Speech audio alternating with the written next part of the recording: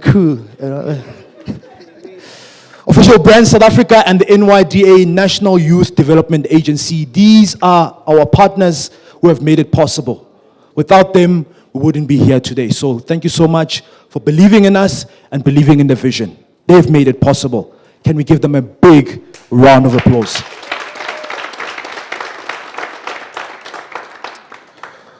All right, let's get the show underway. Next up is a tea representative. He's a founder. He's a visionary of tea. Some of you know him as Mr. Get Things Done, Kamalaiko Bulelani Balabala, Chief IAF Brands. He's the founder of Join Us for Tea, award-winning entrepreneur, business speaker, and ambassador, and he's here to give us the tea overview. Let's show him some love and give him a massive round of applause. Ladies and gentlemen, Bulelani Balabala. Sure, so many people. Yeah. No, man, thank you so much to everyone who's come out here today. Thank you to the speakers, legendary entrepreneur,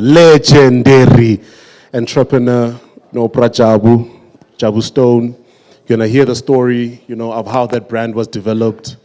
Thank you so much to Bongani, an amazing marketer, an amazing sales individual. Lebu's gonna be joining us much later on, But I think also, thank you so much to the Nedbank team, that believes in this dream, crazily so, with its ups and downs. That's allowed us and given us the autonomy to do what we are doing now, to support these entrepreneurs as crazy as we're doing it now, better than we ever have with any other stakeholders before. And the reason why we're able to buy from AB Exhibitor, support the exhibitors, open up for the exhibitors to exhibit at no cost, then you will then get interview profiles of yourself done that you will keep, use for yourself for free on your website. Get to pitch and walk away with 50,000 is because of these amazing partners. So when you see me walking at every stand and I say, no, I don't want any other speed point here, I want Nedbank, is purely because if you see a large corporate or a large brand in the township, but not just as a logo or as a sign, but actively setting up and doing this, then those are the brands that we then need to back. Not just with thoughts, not just with thoughts, but actually backing, because they are backing us. And that's my narrative. We support those that are supporting us. Those who are really serious about plugging into the township economy, and it's not lip service. I think over years we've heard and we've seen people just talking and talking and talking. And then we've seen brands just come and go. But this is not a come and go. It's super impactful. Thank you so much. My three biggest things I'm going to ask is simply this. If you're here today, there's about 300 people that are RSVP'd that, here today. There's over 30 or 30 exhibitors that are here, 32 exhibitors that are here today. My simple request is this. If you can go to every exhibitor, take a picture of them, whether you're going to buy or not, post them on your social media. It's not going to cost you anything, but it's going to create the impact that we want. Post them on your Facebook, your Twitter, your Instagram, your YouTube, and your LinkedIn. # Join Us for Tea, # Together Bekelibek. You would have done them an amazing day. Take their contact details and share them. And then as the different speakers are speaking, please tag that content and share it, so that the people who are not here can see. And then as we're actually, as I'm speaking right now, we're actually live on Facebook. So if you go onto the T Facebook page, we are live right now. And another free thing that you can do, for us is share that. A simple share. Your community will watch it from wherever they are. Because people come in here for free, exhibitors come in here for free. We've got teams that work on this for weeks and weeks, and we'll continue doing this work. But for me, this is a collective work. It's not an us, it's not a you. We've come into your hood to help you build an ecosystem so that abantu baguleka sibazana. Ubani, lo yakhetara, lo thengisa amaswidi, lo thengisa amateki. So that makulenza something, there's no need ukuthi yesentini, na yesentini la. In actual fact, and because that's the biggest novelty. Because you need to understand one thing, we are not building the next Rosebank in the hood. We are not building the next township in the hood. We are building our own growth and our own legacy the way that we want it to be. So it becomes very important that whatever we do with that 5 rand, with that 10 rand, with that 20 rand, that 40 rand that you have, you must be very conscious about where you spend it. So today we've created a great platform with exhibitors, with speakers. Nedbank has got point of sale systems at the back. They're $89. You can get yourself that. But most importantly, show love to Ikasi and show love to the brands that are showing love to Ikasi. Follow us on social media. I've spoken for too long. Enjoy the day.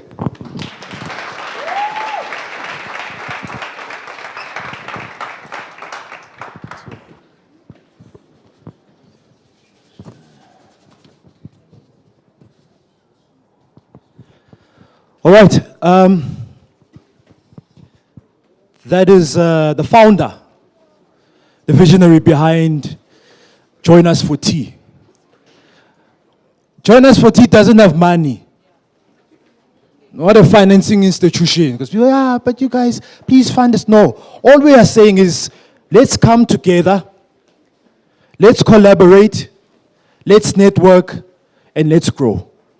That's it.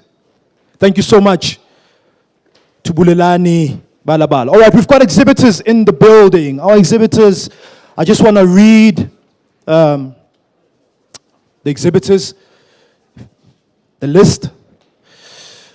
1520 wineries. I'm assuming that they sell wine. Are they here? All right, we'll just give them a round of applause. I'll just read the names, and then we'll give them a round of applause. If you are here, please just put your hand up. So we've got Shadows Events. Let's give them a round of applause. Let me just read all of them, and then we'll give them a big round of applause. It takes a lot of courage to come out and put out your product to people. So thank you so much. But you never know who sees your product. So Kula Website Design. I see you there at the back. Block Footwear. We've got Galo, House Plans, Software Household, Detergents, Ruthie's Beauty, Bruno Creative, AVYANA Digital Printing, Futa Africa Jeans, Genesis Jeans, Giles Art Designs, Embroid, Tea Time, 4G Footwear, Queen Air BNB. Wow, okay. Balente, Everything's Love Packages. Whoa. Yo, Lalekam. Everything's Love Packages. Lulama Air Food. We've got Electric Construction. We've got H Zone Tracing, Creations, Lou Creations, Lehako Crafts, Studio Puluma, Focus Clothing Brand, Eats and Bakes by Chef Kos. Those are our exhibitors. Can we give them a round of applause, please? Come on, we can show more love. We can show more love. We can show them a bit more love, eh?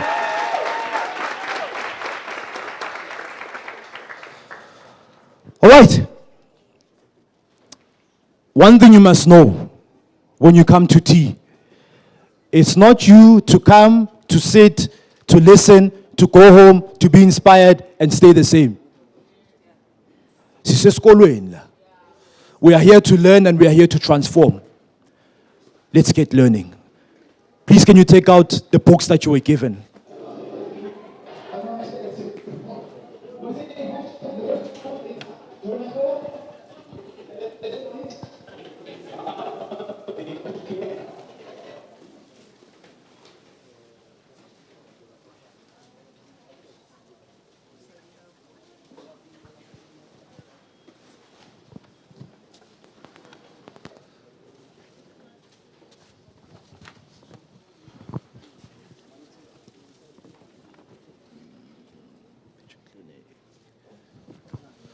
All right, are we ready? You can write today's date. Now that you were here, when did this take place? No, today's date. Okay, by show of hands, how many of you run businesses? Or you have a business, illegal or it's a, or not illegal or illegal, registered or not registered? But the business, yeah? Show of hands? Come on, let's get interactive. Show of hands. How many of you were once given an opportunity to pitch your business? Watatazel. Honestly. Or someone said to you, tell me about your business. And you went, ish. Yo. Yeah, man, ish. Yeah. So, no, like this. Like that. So, This part is called pitching. The pitching session. To sell your business. We're going to share with you how best you can pitch your business. Right? So that when you get the opportunity to pitch, you make most of that opportunity. We're running a competition, 50,000 Rand up for grabs. Today, we're giving it away.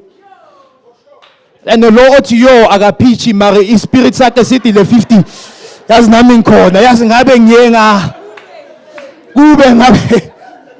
Right? Me and the team, we had the privilege of looking at some of the pitching videos. There's something called an elevator pitch. And what we're finding out is that a lot of the pitchers and the pitching, like you're going there, you only have 1 minute 30 seconds to get straight into it. Yeah, ikamalami, yeah, no, sienza so, na so, time is up. 1 minute 30 seconds. So how do you pitch? What must you include in your pitch? Let us share with you. This is not the end. This is just some of the things you can include in your pitch. Before I share with you those 4 things, here's one thing we encourage you to do. Stay ready so that you don't have to get ready. Stay ready so that you don't have to get ready. Always make sure ukuthi pitch yako is refined and it's ready, because you never know where you may meet your potential investor. Aknike 1 minute 30 seconds satatazela. No. Stay ready so that you don't have to get ready. Stay ready. Let's go. 4 questions. 4 questions that we would like your pitch to answer. And to our online audience, be part of the session as well. Tell us about your business. Tell us how you're finding the experience of pitching. I've always said, especially to the guys, man, if you are konuk share, you are konuk pitch. We are konuk share, mara konuk pitch kanjani. Pela ma share you are pitch. But angeke akome and say yes if you haven't done your research. So the very same principles that you use, Maushela, you take them to pitching. Right, let's get learning. Question number 1. As you pitch, mention this in your pitch. What? Do we have the slides up? Can you please get the slides up? Question number 1. What problem are you solving? What problem are you solving?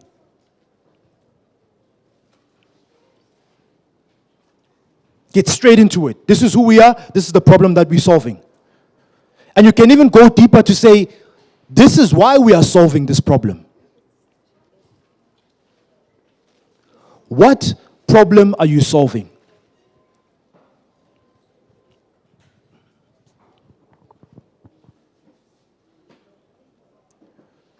Question number 2. What is your USP? Unique selling point. You know, a lot of the videos that we were getting, so many entrepreneurs are selling food. Food, kitchen, food. And it's great. But what's different about your food? You're in construction. What's different? A USP is a unique selling point. Why buy from you and not somebody else? What's your unique selling point? Question number 2. Question number 3. What's your story? Why did you start this business?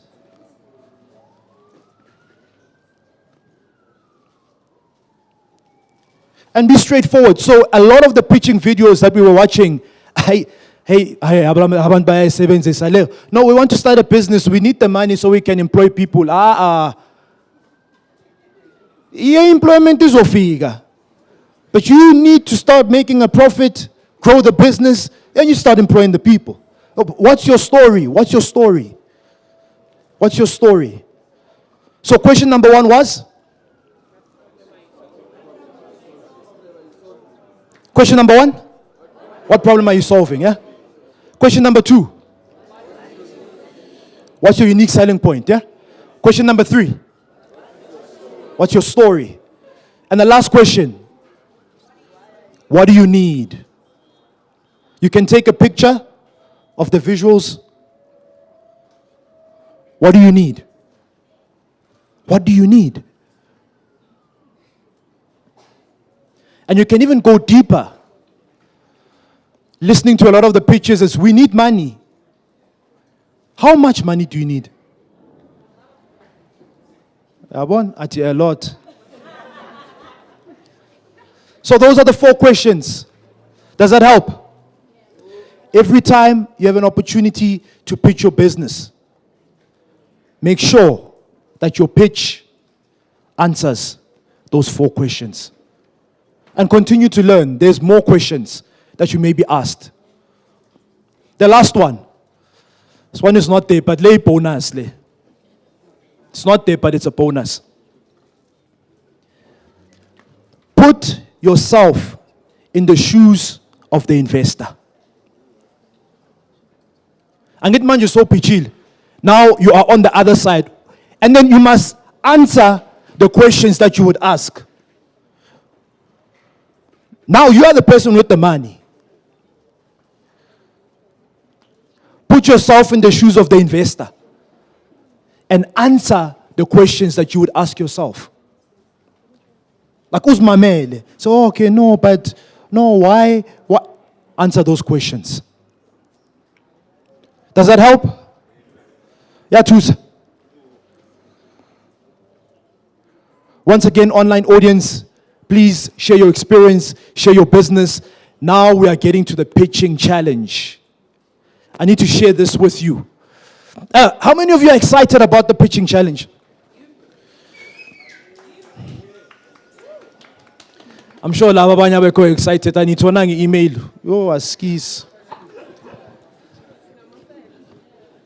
Continue pitching. So, I think it's important for us to share with you the process that we followed. We are giving away 50,000 Rand grand prize today. So the grand prize, it consists of a cash prize portion. So we told you yonke le 50. Mara so ithola. Masihlangene izoba yi-50. Mayiphelele 50. So, the grand prize, it consists of a cash prize portion, business support, mentorship. This is important because if we give you the 50, but there's no support and there's no mentorship, uzobuya futhi ufune enye 50. Asifuna ukushaya i-blue it la. So we want to guide you through business and mentorship. Right? The selection criteria for our participants: business must be registered with CIPC. Business must be operating for 2 years. 51% black ownership. Triple BEE level 1, and it must be a Katlehong based business. Because we want to make sure it must figure Katlehong imala ipumila. Le 50 salala. Aisal. So it must be a Katlehong based business. We have 6 finalists who are going to be pitching their business in the next minute or so. And I'm going to call them up. I hope you are ready. I hope you are ready. All right.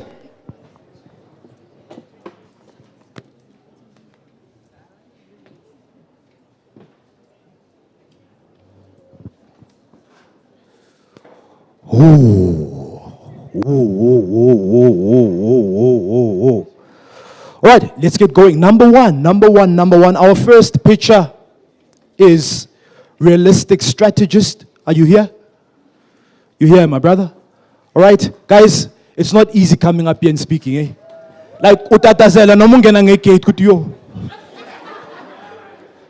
But we believe in you. We've guided you. We've given you the questions. Use them for your pitch. Realistic strategist is here. Let's show him some love as he comes up to pitch his business from the grand prize. Ladies and gentlemen, let's put our hands together for realistic strategist.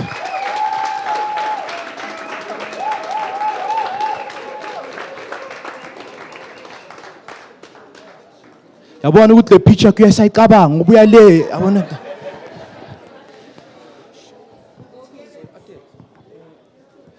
Right, my brother. So we're going to give him the 3, 2, 1. He's only got 1 minute and 30 seconds to pitch his business.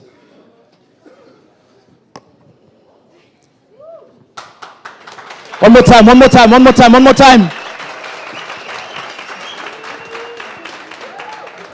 Sure.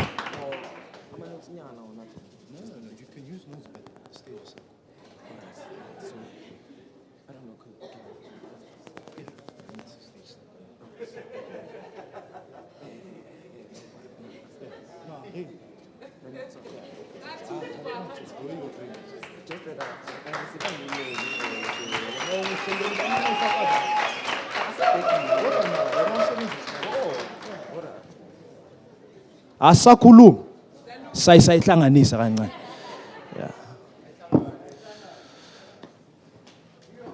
If you've got notes, feel free. Come on stage with your notes, presentation, feel free. But we're here to learn. We're here to learn. Are you ready? Nama notes the aiva manje nama notes. Okay. So gala posa. All right, so we're going to give him the 3, 2, 1, and then once we get to 1, we are done. If you've just joined us, you are right slap bang in the middle of a pitching competition, first of its kind, 50,000 rand up for grabs. I see. Yeah, but 1 hour, 1 minute, 30 seconds. Eh? Yeah, but lighting, Amen. Listen to Liz's behind. Just answer the questions, those 4 questions. Your business, what problem are you solving? The very same way you did in the pitch, no? Sure. Yeah, sure. Until I count you down, don't feel when you start. Yes. 1, 2. Okay. Yeah, I check. Check and done. We'll make a show goodbye. Yeah. All right, ladies and gentlemen, our first picture, and in 3, 2, 1, your 90 seconds starts now. Hi guys, who's standing in front of you? It's Prince Mzinyani, the founder of Realistic Strategists. Realistic Strategists is a Gauteng marketing solutionist that embark on extensive marketing and advertising drive for prospective buyers by means of creating more awareness of the products or services offered by our clients with the integration that covers sales performance, strategic activations, attraction of new business, and we act on behalf of the product or service lifecycle. So the business needs resources and effective management to identify deviations experienced by our prospective buyers so that we can rectify inaccurate strategic activations, attraction of new business, and also ensure adequate market exposure so that they can understand their target audience profile and business sustainability for long-term measures. We're going to benefit the economy through job creation. We're going to donate a certain percentage of the profit to the neediest and also promote the company goodwill in the future. Thank you, guys.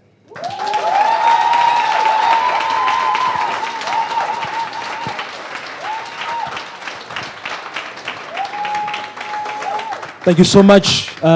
Please take center stage. Just with the mic. Can we give our pitcher another round of applause, please?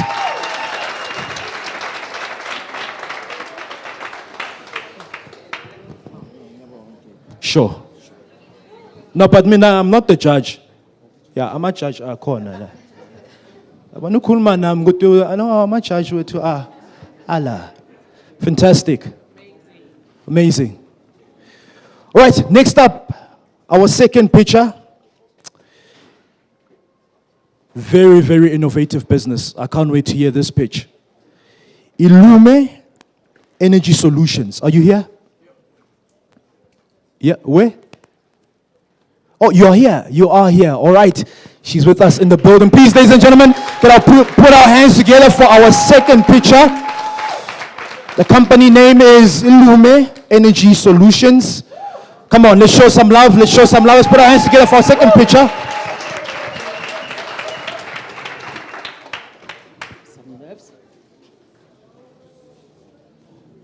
They're very very same way you sent that page. Brilliant. Yeah, the very same way. Yeah. Stage is yours. Okay. All right. And in 3, 2, 1, your time starts now. Sanbonani, my name is Kukuletu Mjali Mamume, and I represent a company called Illumi Energy Solutions.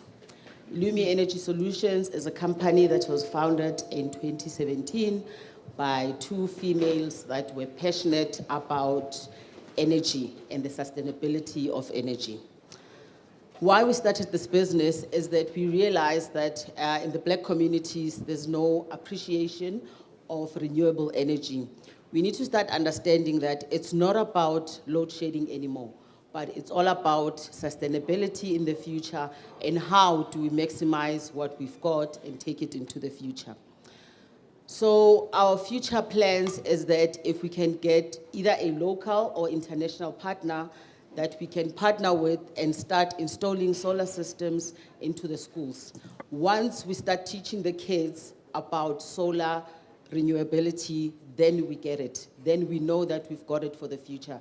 The kids need to start understanding how renewable energy works so that they can teach their grandparents and their parents at home. So yeah, that's basically it. All right.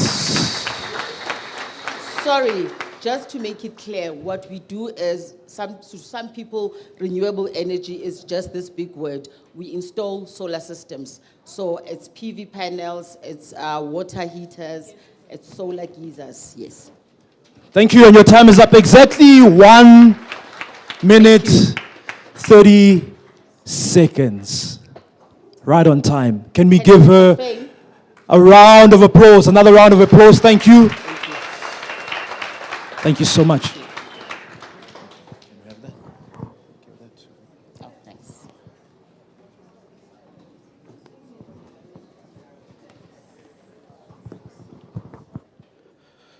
Remember, you've got 1 minute, 30 seconds. Utilize it. Our next picture, picture number 3. Hey, it's tough. It's tough. Toka Essentials or Toka Essentials, are you here? King? Toka. But they are essentials. The products are here. Ladies and gentlemen, let's put our hands together for our third picture from Toka Essentials. Come on, let's show some love. Let's show more love. Let's show some love.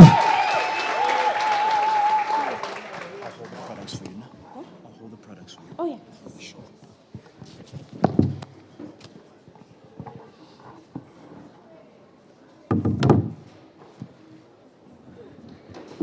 All right, and in 3, 2, 1, your time starts now. Good morning, people. My name is Lebu Skosana, and I'm from Toka Essentials. What Toka Essentials does, we're an agro-processing company using indigenous herbs, including cannabis, devil's claw, and cancer bush as well, to create wellness products.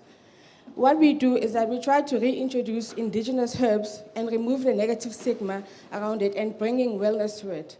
What he has here, we have a feminine care range, a beard oil care range, a foot care range, which also helps with wellness, and our essential oils from the CBD oil, black seed oil, and other tiny essential oils that are actually derived from the plants.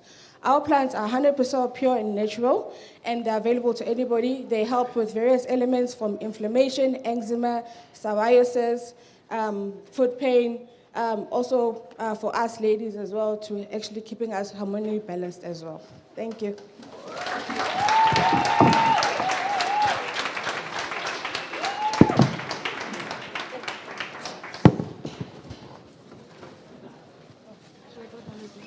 you have that? What? Photo. Oh, photo. Photo, yeah.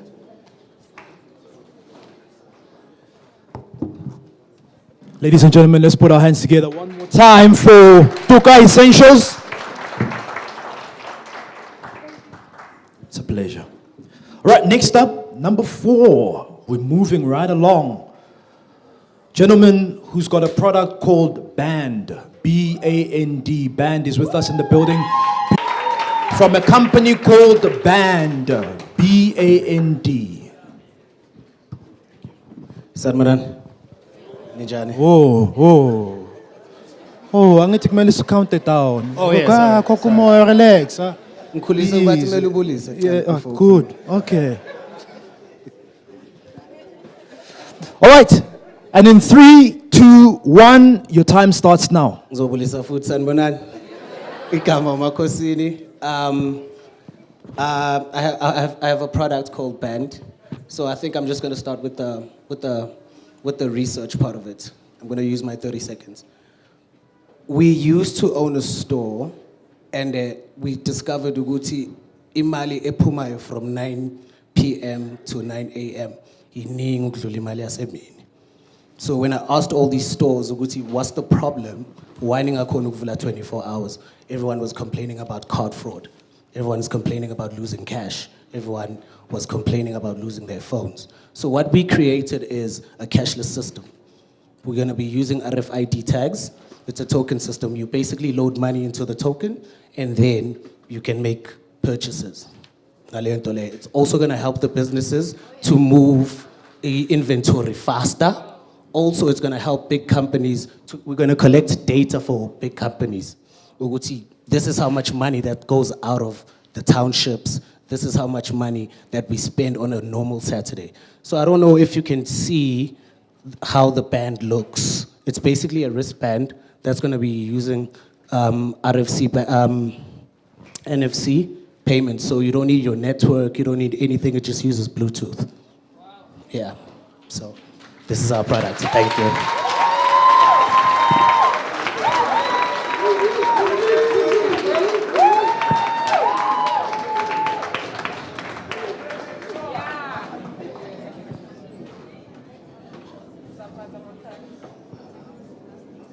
Family.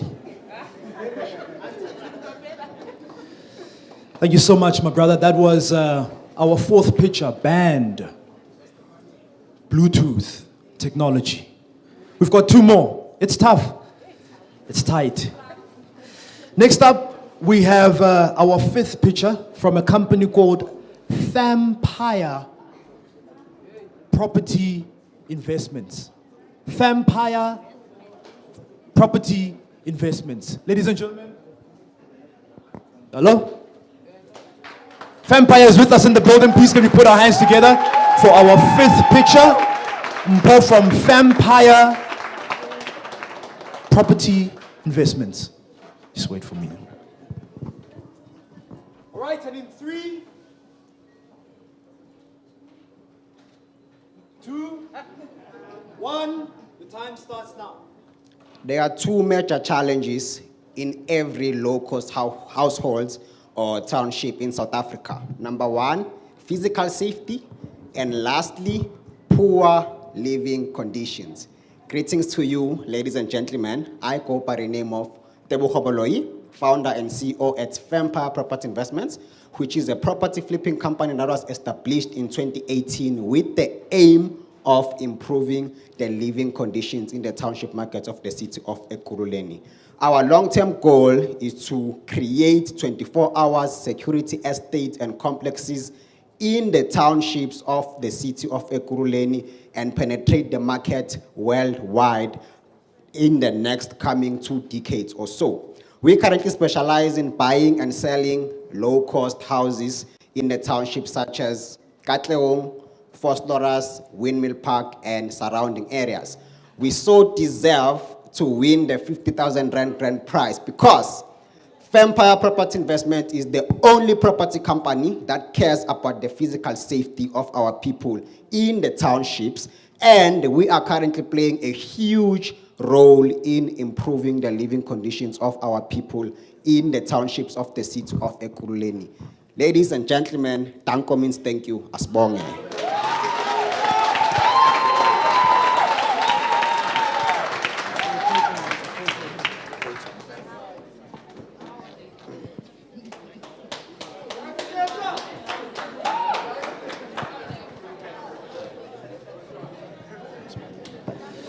Ladies and gentlemen, that was Debza from Vampire Property Investments. We have our last picture for the grand prize. It's tough. Hey, it's tough. It's tight. Last but not least, we have a gentleman from Bantu Health and Beauty. Ladies and gentlemen, please can we put our hands together and show some love for Bantu Health and Beauty.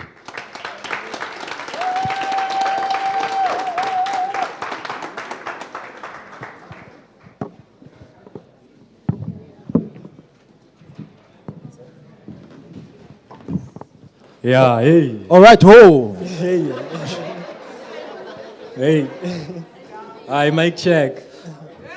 All right, the mic is checked, the stage is yours, and your pitch starts in 3, 2, 1. Yeah, Sanbonani, everybody. And we've got a problem, guys. We've got a problem. Our problem is unemployment. Our people are depressed. Our people have trauma.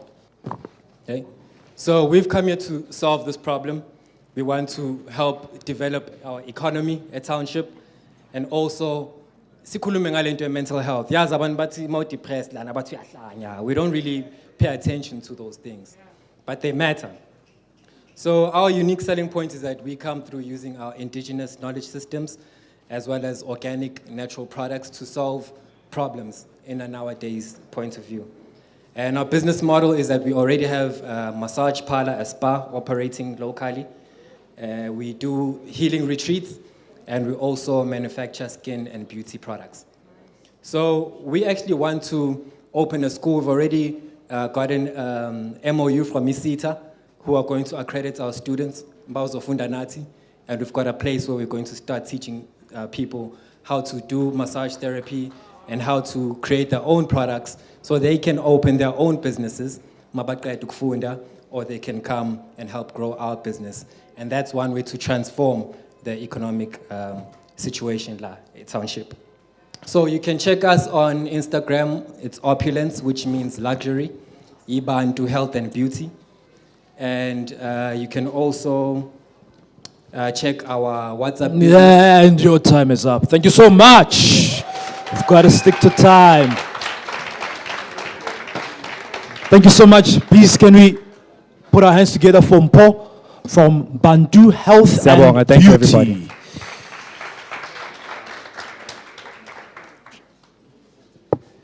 Thank you, my brother.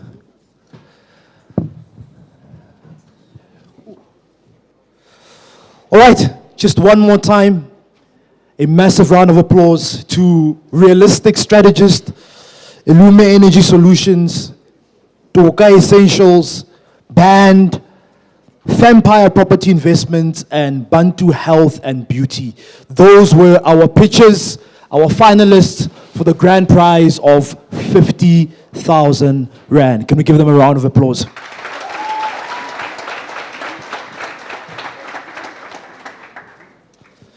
All right, next up, we are going to have a Nedbank representative, Tapelo, who's the Senior Manager, Financial Wellness and Implementation.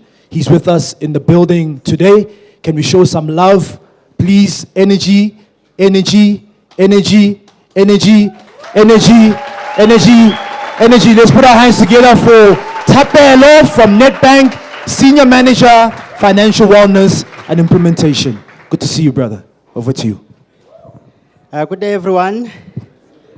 Okay, yeah, no, I must say all the pictures that were here, the nerves on the stage is amazing because all of you look awesome, and thank you so much for also making it to this Saturday. This is the second workshop that we are running, and the first one we did it in Davidton, and it has been a success, and we are now here. So, as my brother has mentioned, my name is Tapelo Tiu. I'm from Nedbank Financial Wellness, and it is really a pleasure to be here. It is also inspiring to see that there are lots of very brave entrepreneurs who are taking the leap because it's not easy, but it is possible to, start a business. So I'm not going to spend more time really. Other than to say, as a bank, we are really proud to be a bank that believes in building relationships with our clients. And we do so through the bankers that we have, and you may have seen there are stands out there where there are fellow colleagues of ours, and we would like to encourage you during times where you can go out to go and meet them, to be able to engage and understand the offerings that we have, so that you can be able to understand the relationship that we can build with you.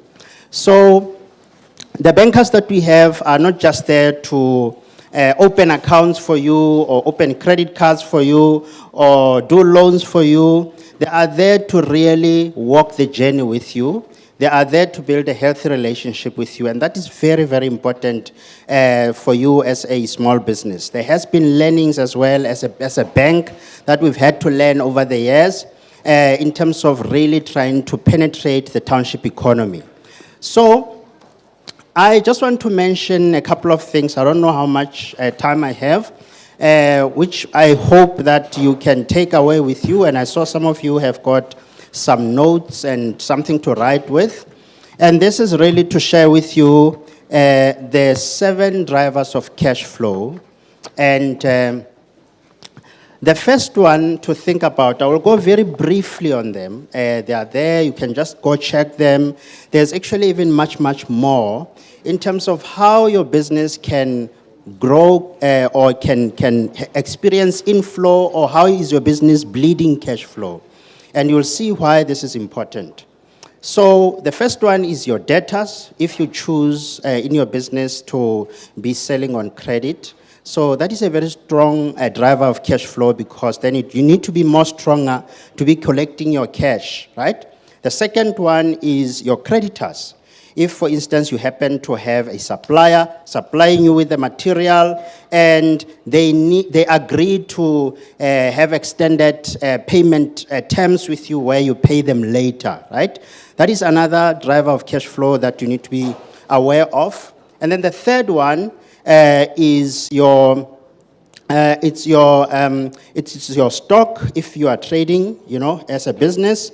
And it does differ, because if you're offering services, it may be a little bit different. But if you're selling stock, how are you making sure that that stock goes as much as possible? And then the other one is what they normally call your gross margin. And this is basically, for an example, you are selling muffins at 7 rands. And the production cost of each muffin is about, say, 5 rands. It means that 2 rands difference, you need to ask yourself, is it enough for me to be able to pay electricity, pay all of the other expenses stuff? So what you may need to now do is, do you increase your price, or do you check where you are buying your material to see maybe you can go and look for alternative material to buy your flour or oil or something to be able to make those muffins. So very, very important to be cognizant of that. One is, it is the operating expenses. And, very important, last session that we had, there's been a lot of calls and emails that I got where, entrepreneurs wanted to meet to ask a couple of things. Then the decision was, do we meet face-to-face or do we meet over Zoom? If we meet face-to-face, it means there's traveling costs. Are you willing to do those kinds of things, to be able to travel, or can you just have a meeting via Teams or via Zoom or so forth? So the other one to think of is the one that I really want to come to is the sales.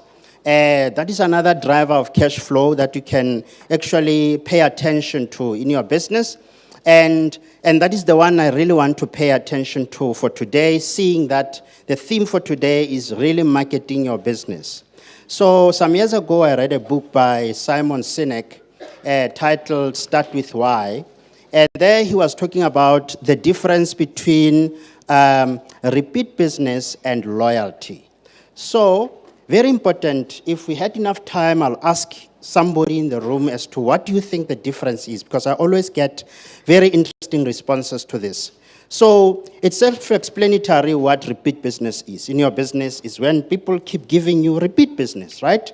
You are having clients coming in and they come again when the stock is finished, they come again to buy from you. The question to ask yourself is, are you satisfied just to get repeat business from your clients, right? Do you think that is enough?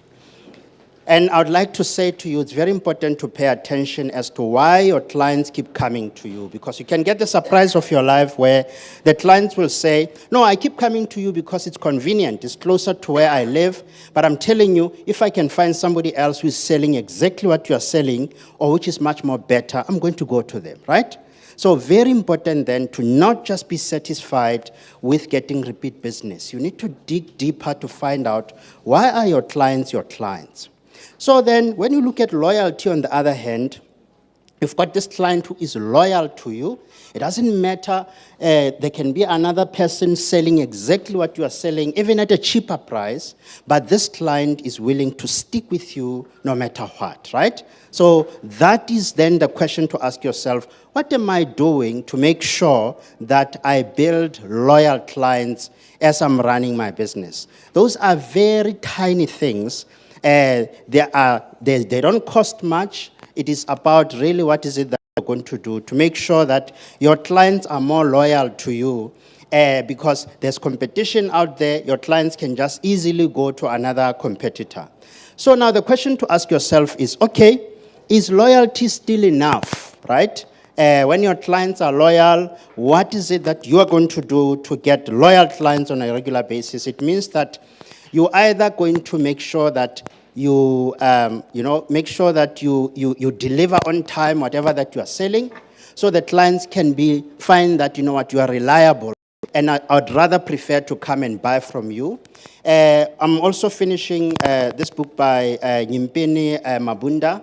It's titled Take Charge, and there what he's talking about there is in his family business, how his dad instilled in them, in their family business, the importance of respecting a customer. So, to what extent are you making sure those are your priorities when you deal with each and every customer that comes in? Those little things, they contribute in the bigger scheme of things when it comes to the drivers of, when it comes to growing your sales month on month and year on year. So those are the things that can make the client to be and tell their friends and families about what you are saying. It is to say, okay, is that clients are loyal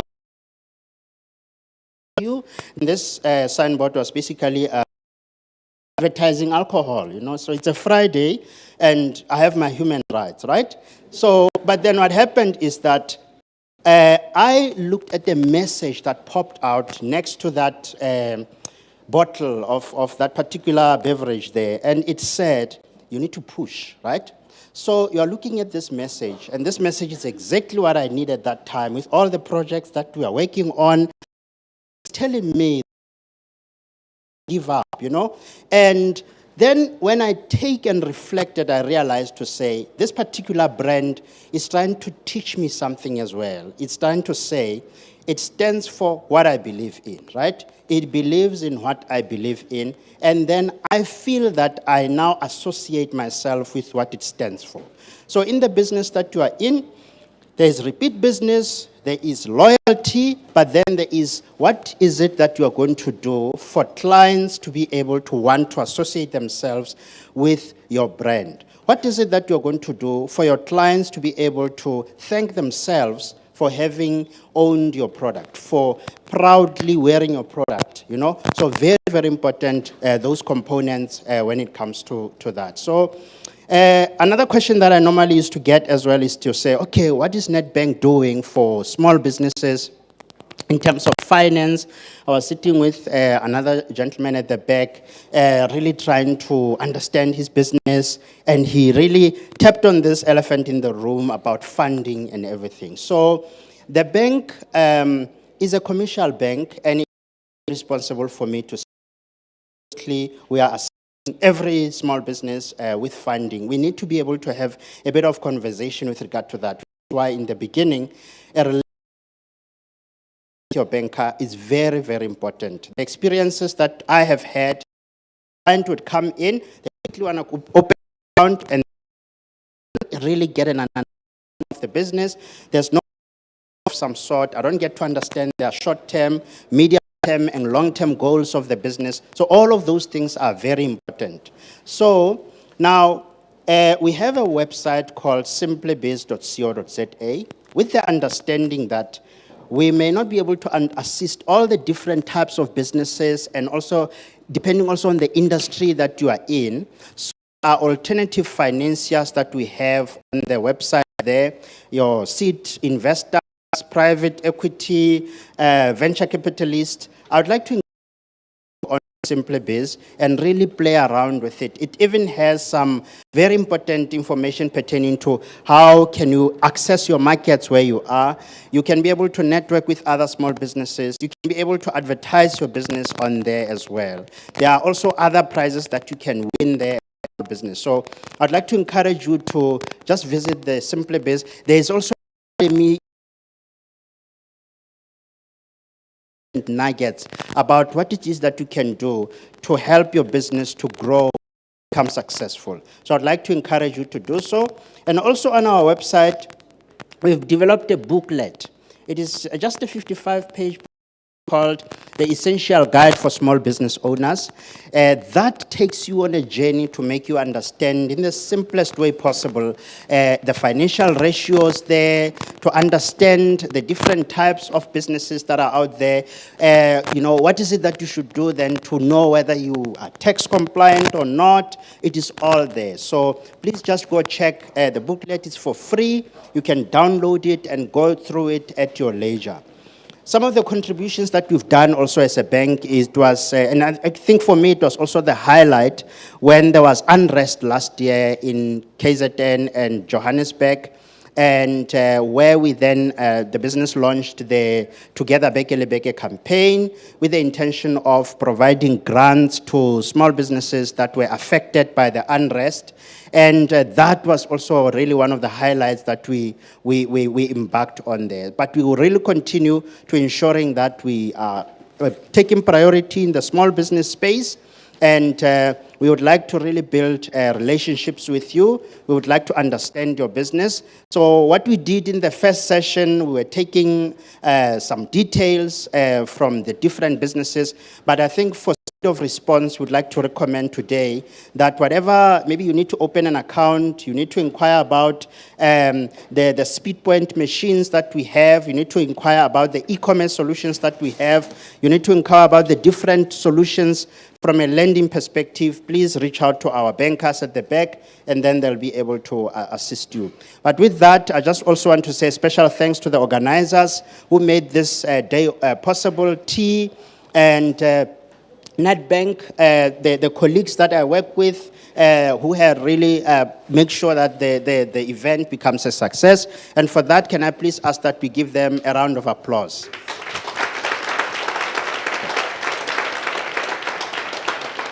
So I just want to also say thank you so much, and there's lots that you're going to gain out of this. Some of you who were not here in the last one, in the last workshop, you really should thank yourself to have made it here. There's a lot of benefit that you're going to get out of this, and for that, I just want to say thank you and enjoy the workshop.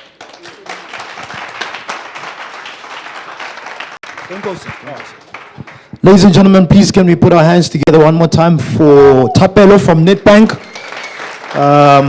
Please go on stage.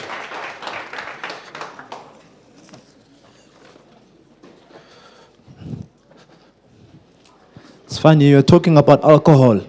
It's like we can read your minds at Nigi Champagne. So here's a gift for you, sir. And here's another gift. So this gift inside, just to share with you what it is, Mr. Jabu Stone's book, Turning Passion into Profit.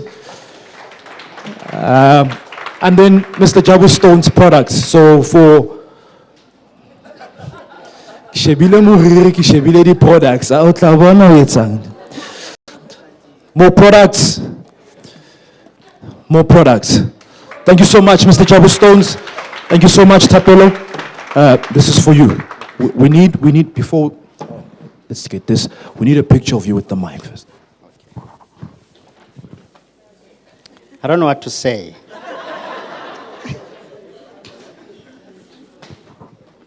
Thank you so much. One more time, please. Let's put our hands together for Tapelo. Thank you, my brother.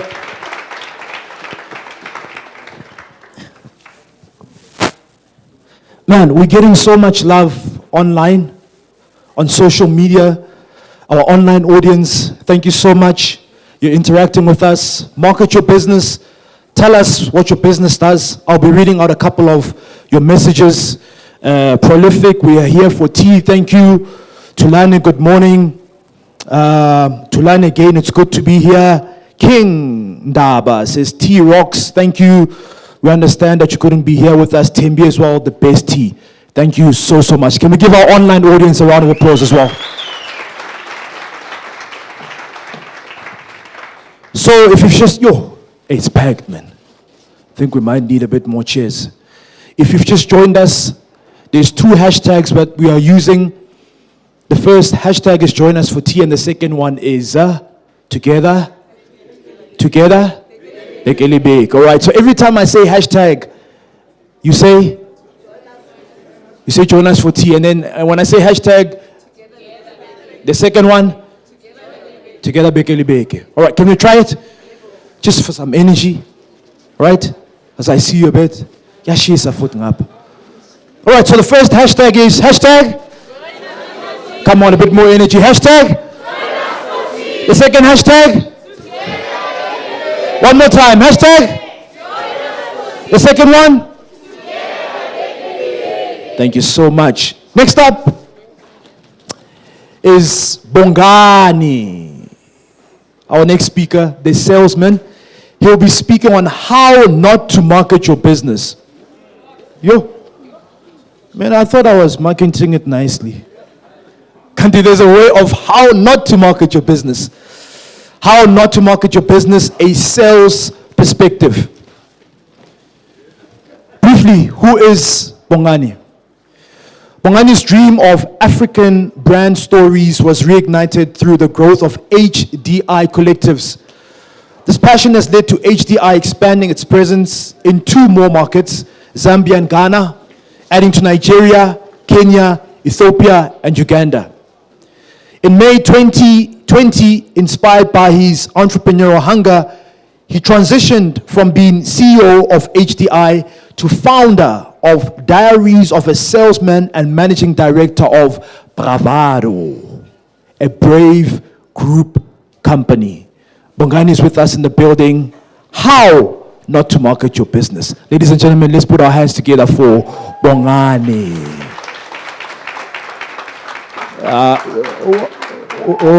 Why are you guys being so personal? Because of the title. Let's show Bongani some love. Come on. Over to you, brother. Thanks, my bro. Okay, all right, now I can see it. I was nervous that I couldn't see my slides. So, if anything, I want to leave with you this today. With time comes experience. With experience comes credibility. Why I say that is I've been here before. And I know you guys are looking at me like, oh, this guy, he's got it all together. And actually not. Because with time comes experience and comes the credibility to be here to share the story. So I'm quite humbled, right? Forget about my topic. I just had to make it up for the agenda. So I'm going to go all over. But I want to tell you my story, right? It was about April 2026. I was broke. My personal credit card debt was about 160,000 Rand, which I think I finished paying off 2 months ago. My business was R1 million of debt. My business had failed. I was now employed by a competitor. And I was at the office. I had 3 panic attacks that day. And I went home. In the middle of the night, I took painkillers. And I wanted it all to end. And at that moment, I saw my son. He was in Sandton with a very beautiful young lady, and they were having a conversation. And this young lady says, but you never speak about your dad. And guys, you need to realize this is like, I've got painkillers in my stomach. But I'm seeing my son having this conversation with this beautiful young lady. He says, you never talk about your dad, you always talk about your mom. And he had to answer because I think he wanted to propose. I don't know what was going on. But he says, I'm ashamed to talk about my dad because my dad committed suicide. And immediately I went to the toilet, vomited. The next day I was checked into Akiso Clinic in Parkland Clinic for 3 weeks to be treated for depression. I was still broke. I still had credit card debt. But that was 2016, and here I am today. So again, guys, with time and experience comes credibility. So be patient with yourselves as entrepreneurs. Because I know you're here writing notes, and you're hoping that Monday things are going to change. With time, experience, credibility. Okay, so let's go to my slides. Today I want to maybe go to, I said the topic was just J. So let's go. Is it moving? Okay, you can forget about this. Okay, I want us to have a mind shift change today about how we look at our businesses and ourselves as entrepreneurs. Because most of the things that are out there put us under pressure unnecessarily. I hate Entrepreneur Magazine. And I hate it because I think it put me so much under pressure when I was running my first business. Because you see, from 0 to 300 million in 6 years. And you're like, God, like I'm only on like 25,000 turnover. When am I going to get to my 300 million? So I want us to have a mind shift change, right? Next slide, Chief. So who wants to be a CEO here? Who wants to be a CEO? You guys are CEOs. Why do you want to be a CEO? It's nice. So you walk in, you got the step. Hey, I own a business. What if I told you, next slide please, you need to aim to be the chief sales officer of your business? Because I think, and my experience was, and I see it a lot on social media, people have got all these big titles and they like posting everywhere, no, hitting the hustle, hitting the streets, I'm Mr. So-and-so, I'm the CEO of what. The other day I posted to say, they say fake it until you make it, right? But many of us remain in faking it. You're not selling anything, you're posting, you're too much into the hype, and you're not delivering for your customers. Now, when you look at Steve Jobs, he was the chief sales officer for Apple. Every picture you Google on the internet of Steve Jobs, I think 90% of it was when he was making his presentations of new products. Because that's what he was passionate about. He was passionate about making his product great, making the service great. So when you see yourself as a chief sales officer, every morning you get up and think, how do we get better as a business? How do we service our clients better? I say it, and I'll say it to you now, I'm the best salesperson in South Africa. And I'm not even shy to say it. My clients know it. And they sometimes say, okay, Bongani, stop selling to us. It's okay. Not today. Because I get obsessed in terms of, are we delivering a great service? What did we get right? How do we improve this? How do we upsell here? How do we stop doing this? So you need to look at yourself as a chief sales officer. Now, the one thing about sales, it's about storytelling. Because all of us, from a young age, we've been conditioned to listen to stories. TV is about stories. Your mother told you stories. Your grandmother told you. When you go to the rural areas or visit your grandmother, it was all about storytelling and story doing. So I always say, people don't buy products or services. People buy people. I've learned this. You can have the best product. If the client doesn't like you, or you don't get along, or they won't buy from you. That is why rude people will never succeed in business, because they are rude. So they're unable to connect with other people. So the question that you need to ask yourself, if you need to write any notes, is what is your story and what is the story about your business? Because people will buy that, right? Now, it was in the middle of COVID. I was the CEO. I've been CEO before of the biggest youth company then in marketing. It was part of a bigger advertising group. It was the 15th of May, I remember very well. My CEO phoned me and he says we needed to talk. So I was employed then. And he says, Bongani, we're closing HDI and you don't have a job anymore. There's no job for you in the group. Cheers, thanks for playing. So I said, but chief, like, okay, we've got 30 people in the agency. We're trying to shift. When are we closing HDI? He says, no, 31st of May, we're done. You're out. Please contact HR on Monday. They'll tell you what your package we're paying you out at. Wait, don't tell the staff out, tell them. This is a proper conversation. 15th of May, 2020. I was scared for a bit.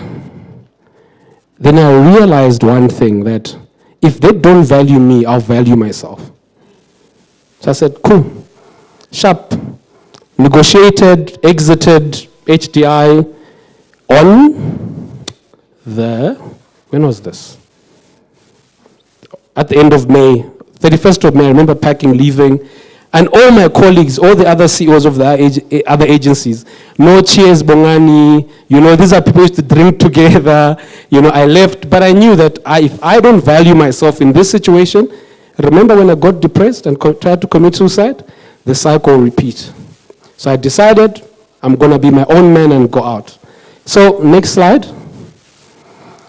You need to build a brand and not a logo. It's very important. Because the first thing that you do is, I'm going to open a company, what's my logo going to look like? Okay? It's fine because a logo is an identifier, but you need to build a brand. And your brand must capture a sentiment. Right? And then you say, Bongani, what are you talking about? So if you go to the next slide, I decided, because I'm so passionate about sales, I decided I'm going to have a brand called Diaries of a Salesman. I needed to give credibility to myself. I needed to believe in myself. So what I needed to do is to have an identifier for me personally to say, this is who I am. This is what I'm about, right? And beyond that, I've built 3 things. I'm a co-founder and a shareholder in Bravado. Remember, I was an employee, ne? But now, I'm a shareholder, co-founder, and managing director. The managing director part is legalese for board things. I see myself as the chief salesman of my business. So, the next thing, I decided I'm going to talk about success and share my journey with other people. We decided with Guguletin Fupi from KFM, we're going to have a podcast called The Family Table. All right? Remember, this is all in COVID. Everybody's like, COVID. I was like, me, there's no COVID for me. I'm going to push and give credibility to myself. I didn't cry, I didn't weep. It was painful being not Mr. CEO anymore, because being a CEO of a good agency, it opens doors. So now again, I'm back on the street trying to open doors, but I said, you know what, it's okay. The next thing that I did, and this was earlier this year, I decided to give back to the depression and anxiety community. And by doing that, I decided to cycle in a race from Hatties to Sun City and raised money for the depression and anxiety group. Again, build a brand and not a logo, and your brand needs to have a sentiment. The sentiment I'm trying to communicate here is that as a salesman, I deliver for myself personally, but also for my clients. So when people go onto my Instagram and I'm saying I'm doing this, there's evidence to show for it. Many of us say we're doing this, but there's no evidence. Because where are we stuck? In the faking it. So if you go to the next slide, there we go. Bravado, thankfully, has got Nedbank as a client, Transnet, Unilever, Tiger Brands, and all this since 2020. Ne? Tiger Brands, I'm not going to tell you my turnover because some of my clients are here. But it's again, guys, building the sentiment. When it goes to the family table with Gugumfupi, guys, I used to love, growing up in Malawi, I loved Oscar. Oscar Warona, the great Oscar Warona, was our first person we sat with at the family table.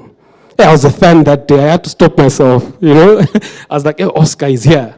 But again, guys, the sentiment is you put your word out there into the universe with friends, and great things happen through your network. And remember, your credibility is important because your network won't give you anything if you don't show a sentiment of delivery. Correct.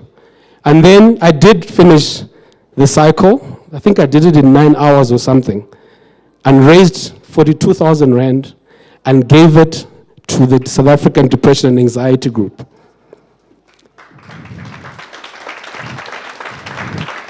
And why I did that, again, for me, it was in my time of pain and despair. I phoned them, and they're the ones that said, tomorrow morning, you need to go to the hospital, check yourself in here. And I didn't want, with the 42,000 was through friends, relatives, strangers. We ran a bucket buddy campaign. I think our PR, I spent personally 10,000 Rand on this campaign, but the PR value that we raised was about 1.6 million. I was everywhere, Metro FM, Kaya, mention a radio station. I was in it, again, talking about depression and anxiety. So guys, build a brand and not a logo. Very important. Next slide, please. What business are you in? Just by the show of hands, what business are you in, Chief? Food. Okay. Anybody else? Events. Okay. Education. All right. Manufacturing. Next slide. So, my ID was, I had my ID in my pocket, the green coded ID. And I think our helpers washed it 3 or 4 times because I always use, and I don't carry it anymore because it's all messed up. And that was about 3 years ago. I get anxiety to go to Home Affairs to sort it out. And I'll tell you why, which is the next slide. We are not in the services and products business. We are in the experience and feeling business. The feeling of being stuck in a queue for the whole day to get my ID sorted gives me anxiety. Eskom, by not supplying us electricity, it's not an electricity issue. It's how it makes us feel. It's how this experience of being in the dark, being a parent whose child is in matric and they can't study, all the things about that. So it's not a load shedding, there's no lights issue. It's how it makes us feel. It's when SAA was terrible at what they were doing, the first thing you'd phone, like, you guys, this is how I'm late about. You don't say, no, your plane is, you don't mention the product. You talk about how you're feeling. So it's important, as much as you do food, and the question was asked earlier on, is what's the difference with your food? It's the experience. Chief, you can make all the best food you want. Your chicken can be great. But when I come to your restaurant and it's cold and I'm not served very well, I'm not going to come back. Your chicken will always be great, but it's how you've made me feel. It's about the experience. So when I talk about not how to market, because everybody's like, no, we've got the best hair products. Okay. But so does Mr. Jabu, yeah. But the reason why he got here, it's the experience that people used to have when they go to his stores. Guys, and it might sound like I'm bragging. I used to believe, because I do a cheese corp, I used to believe I would never pay 50 rand, more than 50 rand, for a cheese corp. Hey guys, then I went to Sobe. Sobe men, I get there, they give me a scalp treatment. The other day they were like, yo, Bongan, what do you want to drink? And me, I'm a whiskey guy. They're like, do you want water, juice? This was Tuesday, Women's Day. Do you want a whiskey? I mean, I'm like, hey, okay, there's my whiskey, scalp treatment. Guys, I used to believe that 50 rand was good for a cheese corp. And you could even get it down the road here. In fact, you could even give yourself a cheese corp at home. But for me, going to Sobe has become therapeutic. It's an experience. I sit there, they wash my hair, and then when I'm getting out, they're like, Bongani, it's 450 today. I'll be guys, when you've done well, you need to spoil yourself. Entrepreneurship is just too damn hard not to spoil yourself. I promise you, even right now, if you're not even making a lot of money, have that mindset. Right? If it's been a good month and you drink Red Label, just maybe that day, go up a bit and order Gold Label. Just even if it's 2 glasses. Your mindset will always be like, I've done well, this is it. Guys, we can't just suffer. We can't, I don't like the preaching of, yeah, we're hustling. No. So me now, I'll pay 450 for my hair, trust me. Because I go there, it's therapeutic. My birthday is coming up on the 22nd of August. I've planned the Sunday, I'm going to do my nails, my feet. Because guys, I work just too damn hard. So, again guys, what Sobe has done for the 50 rand cheese corp, and then they'll give you nose wax and all these things. I think if you're not careful, you can come out 1,000 rand. But me now I'm fine for 50 for now. But they've created an experience about men's grooming. It was never there. I mean, guys, sometimes you walk into the shopping mall and then you just see ashy feet. Like, guys, look after yourself, Anyway, I'm digressing. Next slide. Why do builders have such a bad reputation? I personally will never recommend any builder to anybody else. Why do you think builders have got such a bad reputation?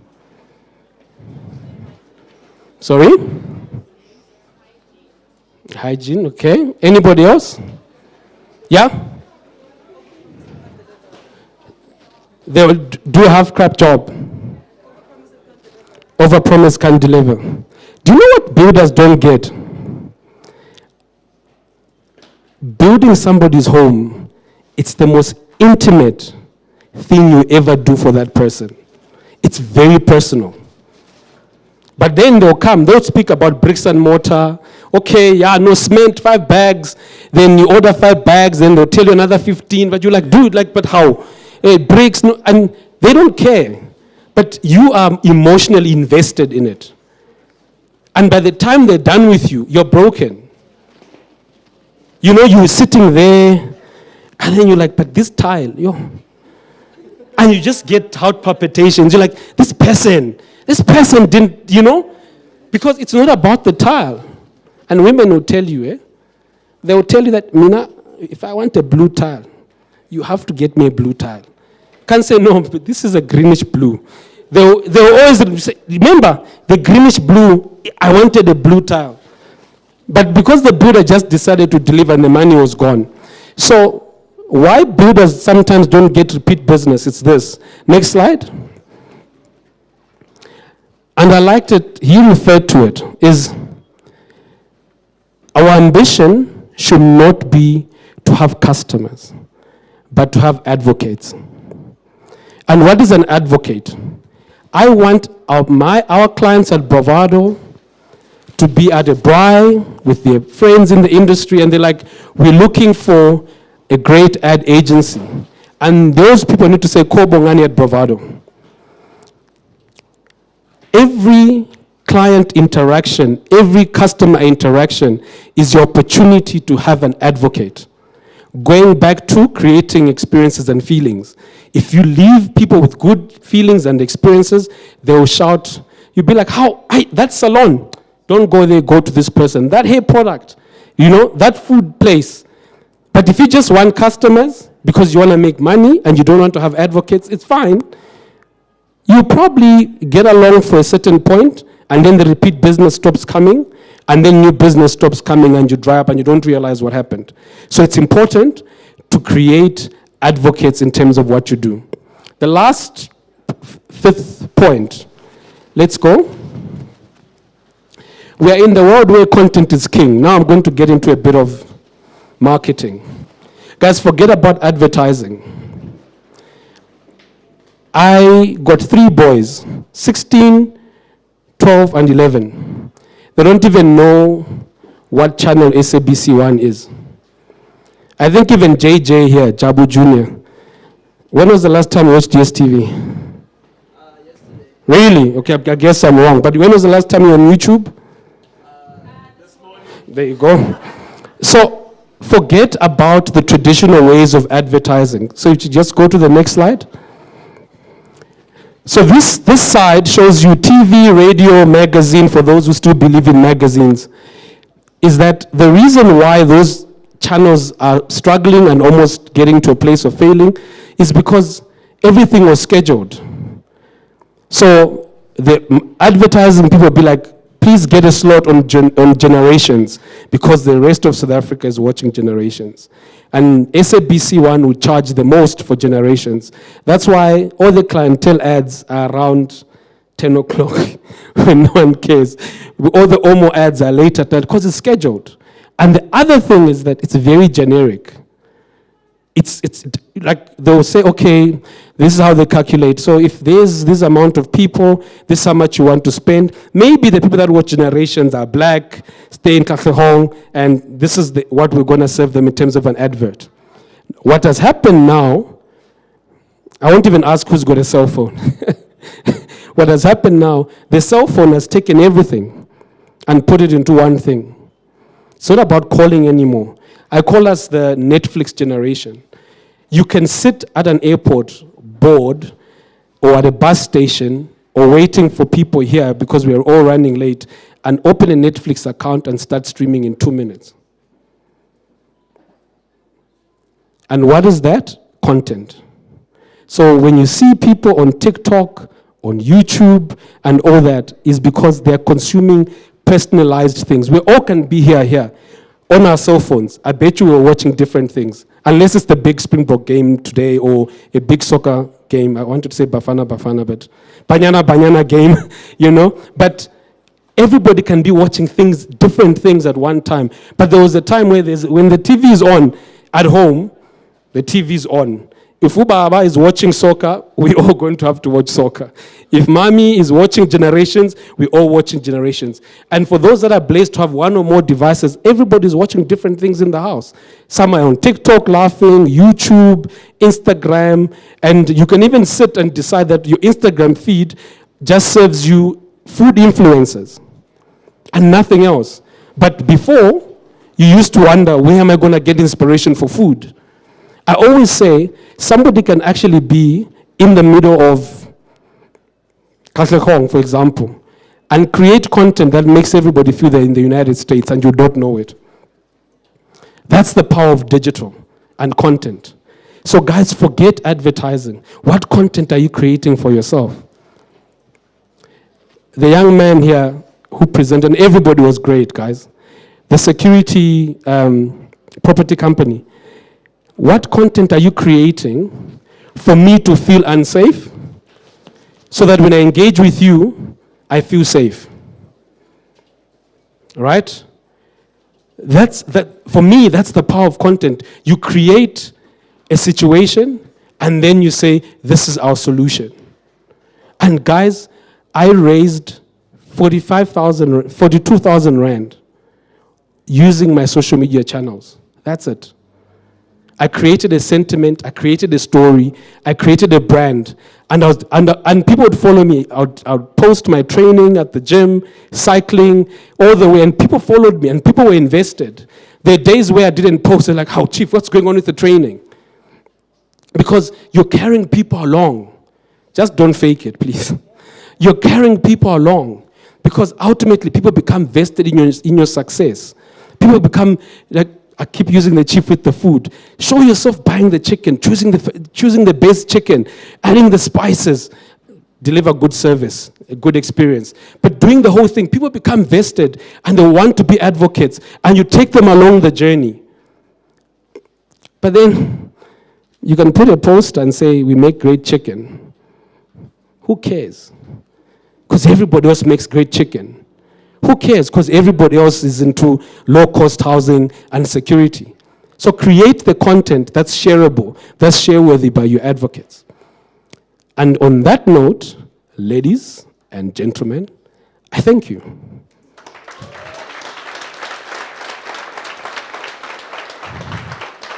Hey, Chief, it says present and Q&A, so just wait. Let's do Q&A. Wait. You're quick. I want the gifts. I want to see what's inside. But let's do a Q&A. 3 questions and then we're good.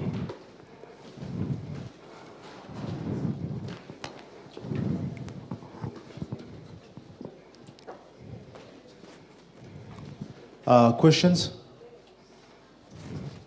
Wait. One day. Question? 2. Last one? 3. All right. Ladies first. Shiva is not dead.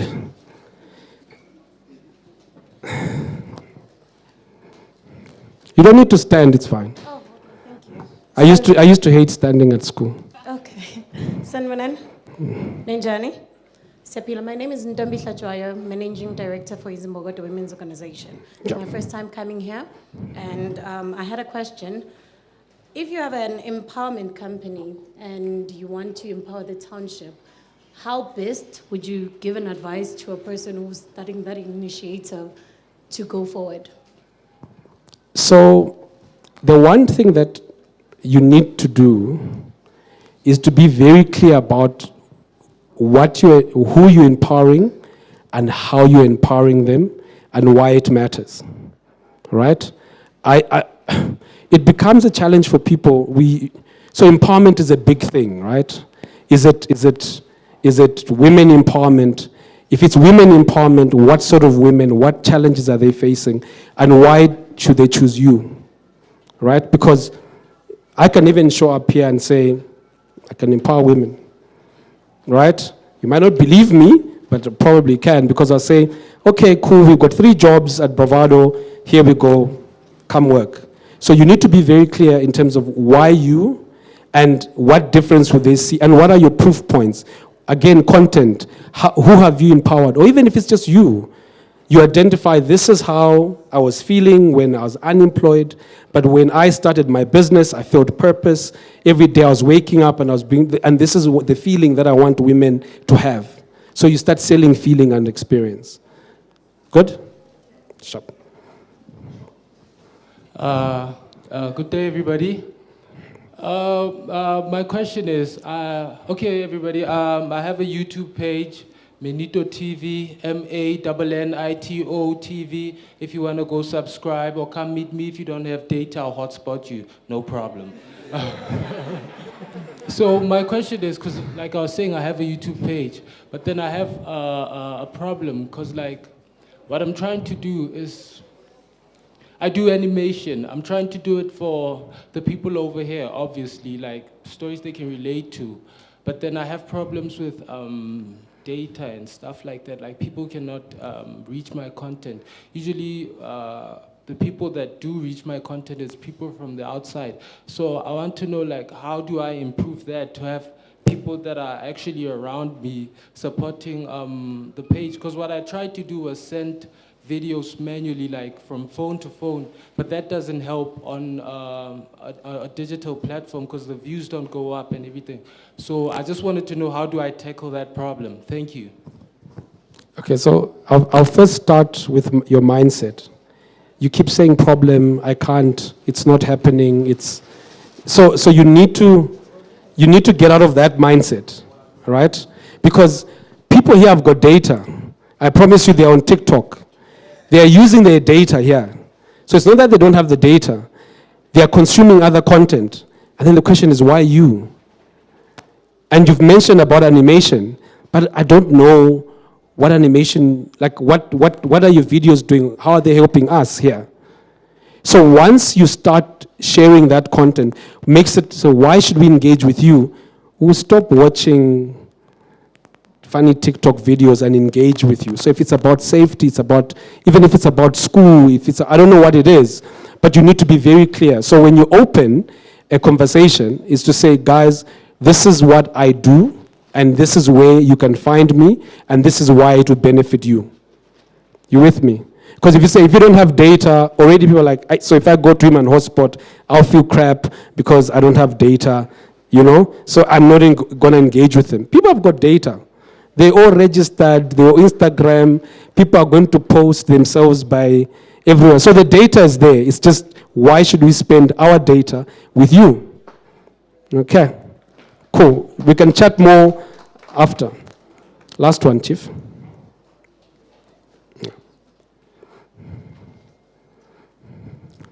Molweni, my name is Letlodona. I have a printing and branding company. So when you're talking about content, well, it's actually doing good on TikTok. Numbers are growing. Well, I don't have a YouTube account, so I believe we would say on TikTok it is where most people are. Unlike TikTok, I think abantu abaninzi are rooting to TikTok. So I wanted to know what for podcast. I saw Ileto Panaka podcast with how do you market on podcast. At first, when I saw the podcast thing, I thought also you should have a podcast.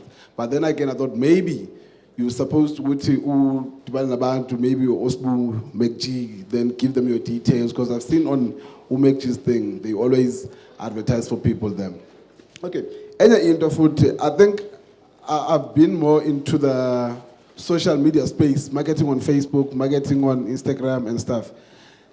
Recently, we've tried opening something like this where it's a market, but it's in Maboning. But now, that question how do we get sponsors? Because number one, how do you go and get sponsors? Who do you contact in order for you to get sponsors? What else? Yeah, I think my main problem is getting sponsors. Then maybe when we get sponsors, we'll be able to use the funds for marketing, and because now we are just using TikTok, and most of people that are on my TikTok page, they are not from Joburg. So it's pointless for me to advertise on TikTok, whereas I'm advertising to someone who's in the Eastern Cape. That person won't come in land. Okay, so let me answer that. There's a guy I know called Bulelani. This guy built a brand called T. This guy went into the townships and started to speaking to entrepreneurs. This guy brought entrepreneurs together. Then this guy decided to contact a green bank and said, I can bring 300 people together. Don't you want to speak to entrepreneurs? And the green bank says, yes, we do. And then he says, this is how much it costs. What I'm trying to get to is that when we're looking for sponsorships, we go with our need and not the sponsor's need. There is a lot of money out there for sponsorships. But they'll tell you to say, Chief, if you want 1 million rand, what are you going to give me? Because we'll go there, no, I want to do this, I want to empower entrepreneurs, I want to empower women. Okay, brands are very selfish, they've got their own agenda. They'll say, okay, fine, but what is in it for us? So from a sponsorship perspective, that's the answer I can give you.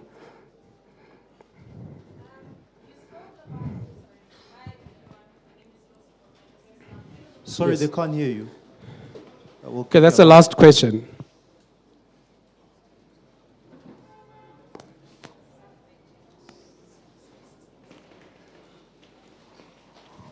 Hi everyone, my name is Sipesi Losi from ILOC Event Staffing. So I basically trained the youth and equipped them with skills in the hospitality industry, and then I offer them jobs within South Africa.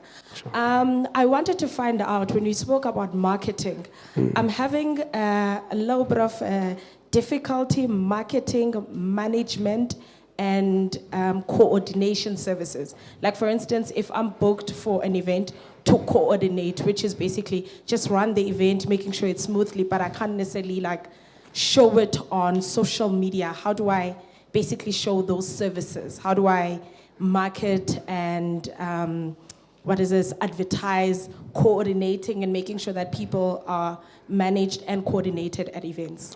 So there's one major thing actually two, that clients hate about marketing coordinating companies, is that when we say we're starting at 8 o'clock and your staff need to be there at 8 o'clock, at 8:30, Lebo, where are you? John, they're coming. We agreed 8 o'clock. Sell efficiency and time. That's what you can show, to say, guys, you can even do live, where we're supposed to start at 8 o'clock, my staff are here, 7:30, everybody's, because at 8 o'clock we're starting, but then many of people in this space, at 8:30, the promoters are in the bathroom, the client is stressed. Remember, feeling and experience? Once they've given you their responsibility, they want to come here, sit, and get on with their stuff. They don't want to then manage you to manage your people. You with me? So that's the first part. The second part is you can showcase the sort of staff and diversity around it. So if it's a youth event, you've got youth staff. If it's probably like an olderish event, yes, you've got still it's youth, but maybe it's maybe youth in the 26-year-olds, because it's a more serious event than you're having like 19-year-olds and stuff. So you can show that you think about how you even staff. So it's just not, okay, so it's this, you're sending these people. If it's that, you're sending these people. You can even show that you're quite diverse in terms of race, gender, and all that. And you can showcase that on your social pages. Because what clients will think, oh, okay, because everybody's empowering youth. Yes for Youth is empowering youth. Everybody, I'm at Bravado, we're empowering youth. So you need to decide how you're going to show how you're empowering youth. And on that note, thank you. Where's my staff? I came here for the nice goodies. I'm joking. But I'm looking forward to Brajabu's book. Thank you so much. Your time. Oh. Before you get the gift, you need to get a photo. The mic.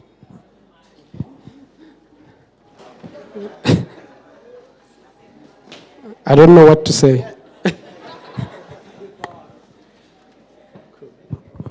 All right, ladies and gentlemen, please let's put our hands together one more time for Bongani. Thank you so much, my brother.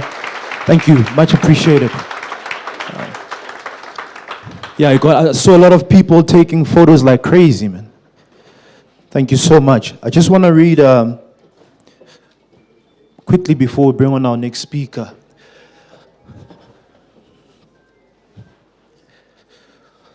So much love that we're getting on Facebook to our online audience. We've got Emmanuel saying, my business is BMMC Trading and Project. We specialize in cleaning chemicals and construction projects around South Africa. Thank you so much, Emmanuel, for sharing the love. And then we have another one, just the last one from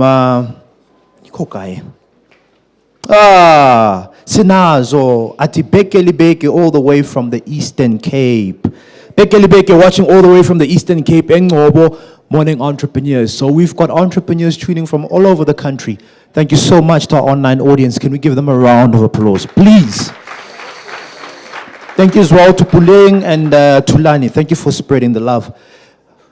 Next up, we have a chief of IAF Brands who's going to speak on the basics of marketing and leveraging digital marketing.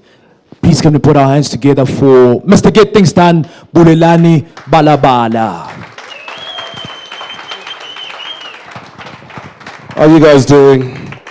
So we're obviously supposed to have Lebu, who's not here, stuck somewhere.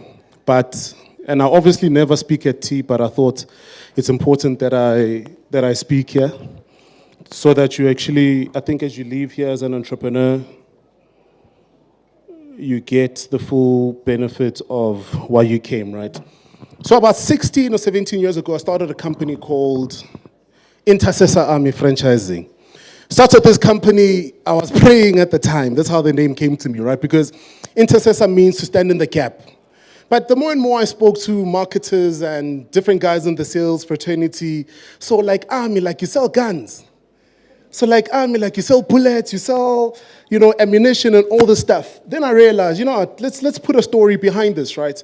So we then said, intercessor means to stand in the gap. The Army will then assimilate discipline, delivery, being able to keep your word. And the franchising will then speak to, we're not just going to be Township, but in our delivery and approach, our delivery will be world-class, so that in whatsoever we do, we ensure that anyone who's seeing the product from Cape Town or Durban or New Zealand or Paris or whatever the case is, will sort of want to align themselves with that particular product and brand. So that then became the focus. I'm operating from my mother's garage. I'm internet cafe. Back then, I'm using a Pentium 1, a Pentium 1 computer that I got from a friend. That I got from my brother who's here actually today. Marcus then gave me a Pentium 4 computer. My brother also gave me a Lexmark printer. My back opposite neighbor gave me their wardrobe doors that I used as tabletops for this internet cafe. You must then remember that time in Tembisa, there was no internet exchange, right? ADSL exchange. So which then meant that the people were coming to an internet cafe that had no internet and there was nothing cafe about it. But you see, that's the thing about being an entrepreneur. You need to be able to turn, a sour situation, into a juicy one. Turn lemons into lemonade. And that is why, and I think that's one of the main reasons why I want to link this story to our conversation today. Because marketing your business is one of the most pivotal things, or rather the most important things for any small business. Most of the time we sort of think that this is something that needs to be done by a big business only because they've got big budgets and the sort, and me spending my money on marketing is a waste of money. But the biggest challenge in you not being able to get the returns on the money that you would have spent is you have not unpacked why you are marketing the way you are marketing to. Do you actually even need to speak to the people that you're speaking to about your business? Are they relevant for your business? And then when you sort of then track back at who you're speaking to about your business, have you also then unpacked that the same pitch that you use for every single individual is not the right pitch? Because how I engage the CEO of organization X, Y, and Z is different to how I engage the CMO. How I engage the CMO is different to how I engage, the head of project development. How I engage the product development head is different from how I engage the guys at corporate affairs. And sometimes when we are selling our business, and I hear a lot of entrepreneurs, I started my business, we sell Archer, I've created employment, I've been able to change my community. That doesn't sell. That's a sympathy sale. And the challenge about a sympathy sale is that you're always going to be out-marketed by the person who's going to be able to go out into the market and talk about their features and benefits. So when you're engaging a client, you need to be able to tell them, how does this benefit them? What are the features? The features then speaks to the operational. How does it work? How does it benefit them? And when I do business with you, how does it benefit me? So here I am, Tembisa. I don't even know how to type these CVs. I've got a Lexmark printer, a 3-in-1. I'll mention them because they're no longer in business, right? I've got a Lexmark printer, a 3-in-1. I didn't even know how to operate it, but the challenge with that printer is, mang printer, it was printing half the page. So I thought the issue was the machine. So you can imagine someone is coming in to type a CV, so inkinga aksi yimi ilo machine. But also, no one likes to read long stuff, so how's about we shorten your CV and make it half a page? Because that's what you do. That's what you do. You work on situations. And then after 7 years of being in business, right, and I mean, I'm making anything between 180 to about 380 Rand. At the time, my highest grade is grade 9. My hustler of a mother then decided to take me to an EWC to further my training after grade 9. The money runs out after doing my N3. While doing the N3, I don't finish the N3. I sit for about 2 years. That's when the entrepreneurial journey starts in 2006. Then fast forward later in 2006, all the way down to 7 years in, at the point of giving up, I then start to realize, but people are not coming here to type out CVs. People are not coming to this business to type out CVs. People are coming here for an opportunity. Because I looked at the LSM, I looked at the market of the individuals that were coming to type out CVs at my internet cafe. Then I realized, good, no, but the LSM or these individuals are applying for ShopRite checkers jobs, but that's what the majority, not all, understand me. Majority of them were applying for ShopRite jobs, majority of them were applying for low-end, entry-level jobs, security jobs. So I was sort of scheming at the CVs. Then one thing hit me. You know, I had about 7,000 or 8,000 CVs, and majority of them were individuals that were applying in almost the same industries, but all these CVs looked alike. I am Marcia. I am 35. I am Tandi. I am 35. I live in community X, Y, and Z. I live in the other side of Tembisa. We are applying for the Transnet opportunity that opened up. They're looking for 1,000 people. They probably have 100,000 CVs sitting there. There is no way the HR is going to go through all of those CVs. So then I then decided that, no, these people are not coming in to type in CVs, but what these people are coming in for, they're coming in to get an opportunity from me. I need to help them get an opportunity to get eyes on their paper to differentiate them.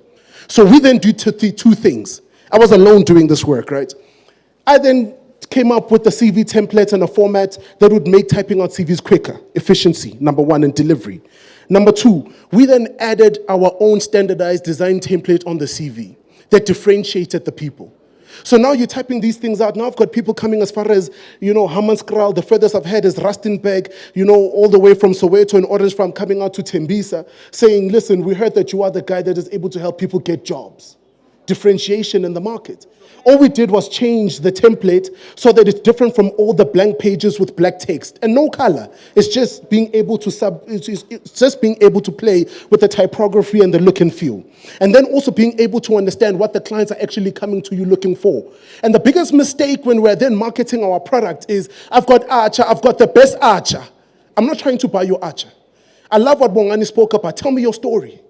So here I am sitting with the head of marketing for one company. No, we do printing, we do the whatever, and I've got all these printing machines now, right? That we over the years we've run this big operation. No, we do this printing, we do whatever. It says, dude, listen, we've been working with Carl for the past 30 years. It's not going to change. I want to tell you directly, it's not going to change. We're going to keep working with Carl. But let me tell you something. Maybe tell me your story. Because you're here telling us that you are the best. I don't think you are the best.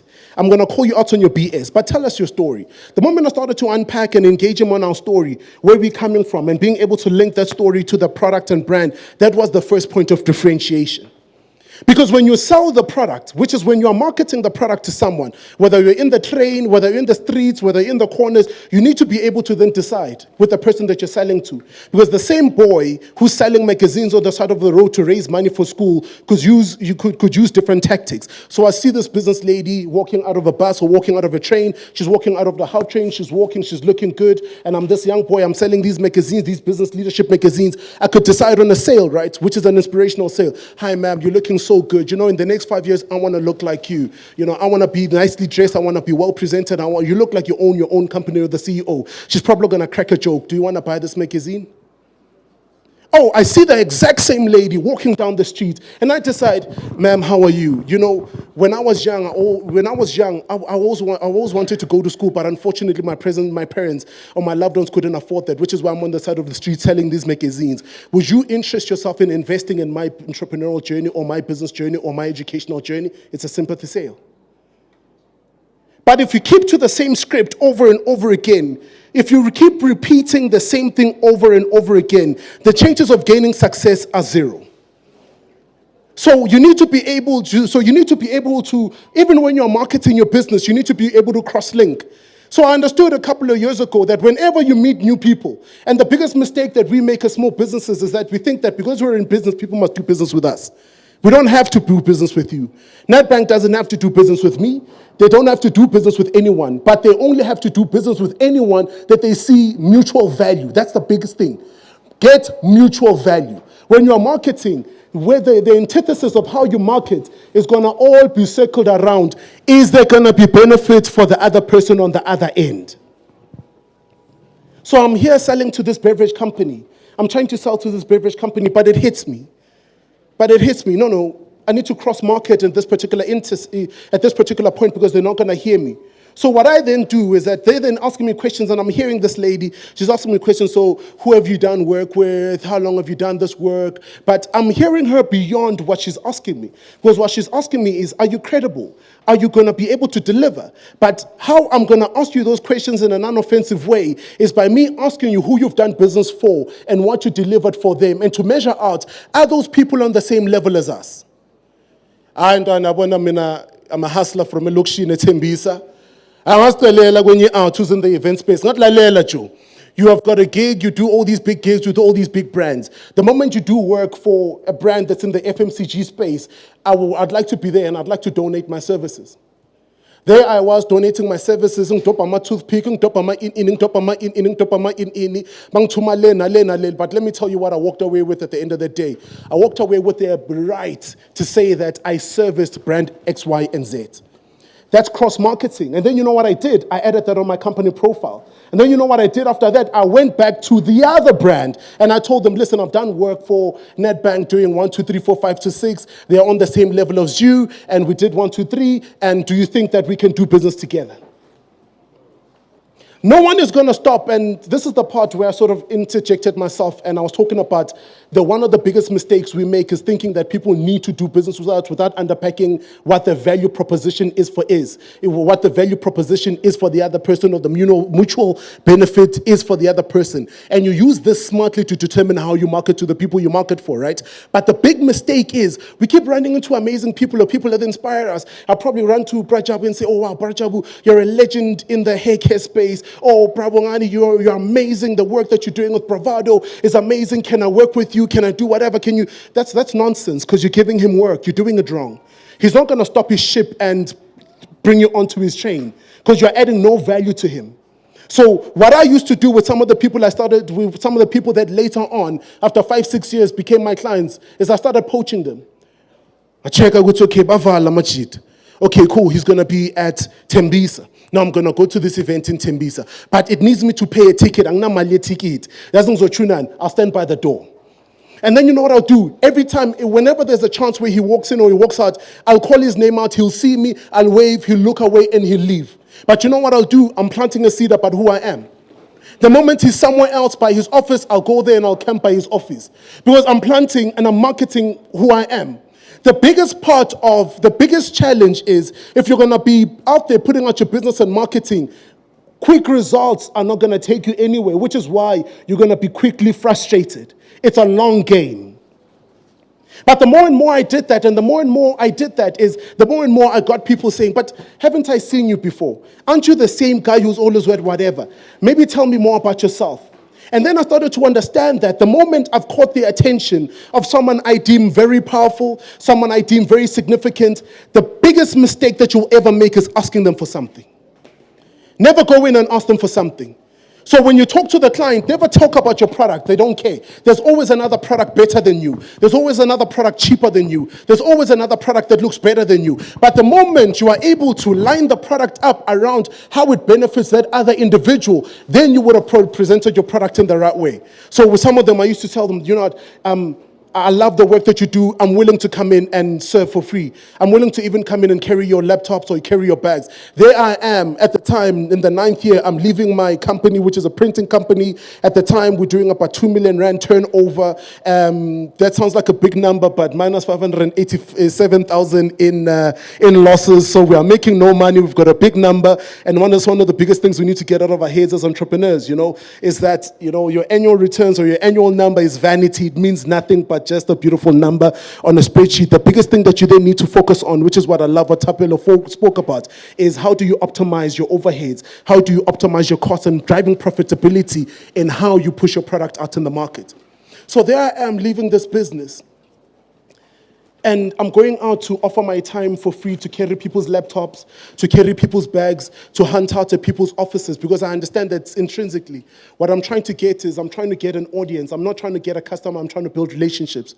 I'm trying to build relationships with the type of individuals who, when they are poached by my competitors, will actually give me a call and say, listen, someone else came in here that has got the same pricing as you, that is actually has cheaper pricing than you, but the product is way better than yours.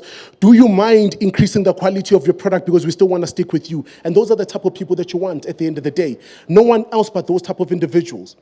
But Jabona, as an entrepreneur, if you're going to be in this place today and think that the people that are speaking here today are the people that you need to market to, then realign that mindset, because the people that you then need to market your product to are the people who are in this room. Drive your marketing at this particular level from a collaborative perspective. But also collaboration, I use the word collaboration with a hint of caution, purely because we don't understand what it is. And it's simple. Where someone says, let's partner, or let's work together, but there's no mutual benefit, or there's no mutual value, then there's no need to do anything there. There must be mutual value, and there must be mutual benefit. And when you get the opportunity to actually deliver. Because you know why delivery is important. Because there'll always be someone who is in a large organization who's going to champion for you. When you deliver on that service, you are not just delivering a pack of tissues. You worked very hard and you marketed your business and you delivered this pack of tissues. They finally gave you the PO. They said it's 100 rolls of toilet paper. The moment you don't deliver, it's not just going to be you who didn't deliver. It's going to be her or him that brought this company that didn't deliver. So if he or she was lined up for a promotion, you have compromised them. That is why delivery then becomes very important. And that's why these conversations and these engagements are very important. So that we don't just think of, it's just my business in my own corner and I'm marketing it for myself. Because when a business becomes successful in Katlehong and is able to draw out customers from other provinces, from other organizations, and from other areas to come in, those customers then become spillover for other organizations or businesses that are in the area. But it's important that those businesses play their part and also then deliver. But if you're going to market your business in 2022, you need to be able to open yourself up to the digital market. Are you taking advantage of Facebook? Are you taking advantage of Twitter? Are you taking advantage of Instagram? Have you also then sat back and then decided, for the type of business that I'm in, is it feasible or is it smart for me to actually use Facebook for Instagram? To use Facebook for social media for my business? Because you then need to then go back and do that homework. Because it's not every social media platform that is suitable for the type of business that you're in. And being able to do the bit of homework in aligning and unpacking what social media platforms you need to utilize to market your business will help your business growth. Because then when we marketed tea years ago, so we were very aggressive. We didn't have money. We had no budgets. But I told the team, so what we'll do is we'll go onto an Instagram, and when we go onto an Instagram, we'll do something free. We'll zone out all the businesses that are within the area, because Instagram allows you to do that. I can zone out everyone who's within that particular area who's a business owner. And then you know what we did? We spent the next 3 or 4 days inboxing all those businesses. Then we had a target 400 businesses. Then on top of that, we then decided digital is good, but let's support digital by doing some on-the-day physical stuff. So then we then decided, Jazin, maybe I'll get 10 no's, but I'll have a target where I go out and I market to at least 20 businesses a day. So that these individuals will do 2 things. When you market your product, you want 2 types of customers. You want the conversation to go 2 ways. The one is you want the individual to say, you have marketed your product well, I love your product, I don't have the money to buy it, but I'm going to talk about your product. Or number 2, you want to be able to market your product in such a way that you have the individual saying, I love your product, I have the money, and I'll buy it. So there I am as this kid from Etembisa. I'm sitting thinking, I don't have these budgets, but I want to get into agency, do work for branding work for agency. How do I get this work? And I don't know how to do this thing. Then I decide, and I think it was about years ago. Then I print these businesses for IAF brands, right? But these businesses on the front, it looks like a bank card. right, before they became very popular now, but it looks like a bank card. It's got the bank chip, and it's got 4 packets of numbers in front. The first 4 packet of digits refers to the amount of seconds we've been in business. The second pack refers to the amount of minutes we've been in business. The third pack refers to the amount of hours we've been in business. The last pack refers to the amount of days we've been in business. Then now I'm handing this card around. I'm not selling printing, I'm not selling branding, but I'm selling the story and the effect and the feeling of what we're giving to these individuals. Then I get a call, from Joe Public, Pepe Mare. He's giving me a call. He says, listen, I was sitting with my financial advisor.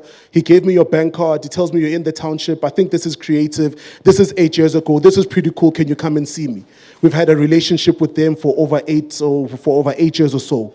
So for me, that is why whatever you do, you must do it very cognizant.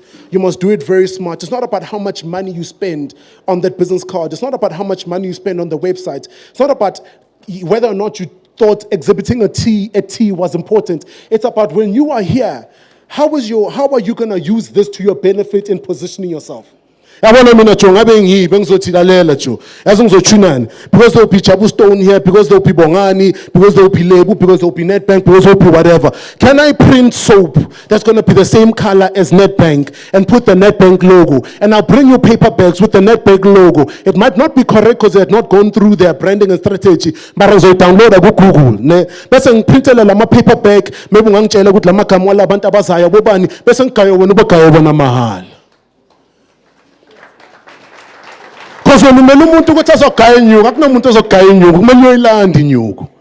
Khona abantu abanenyuku anyeke umuntu avela akhiphe imali akunikeze yona, but kumele uyilanda inyuku. But uma uyilanda inyuku kumele umbonise lo muntu ukuthi I genuinely care about you. Because most of the time we are so desperate for the money that you don't even show the care. But the moment you show the care, you show the thoughtfulness, you show the fact that you've done homework. No man, lalela man, I've seen Guti here tea. There's about 300 people that are coming to tea. Lalela man, can I donate that I'm gonna come here and cut hair for 6 people?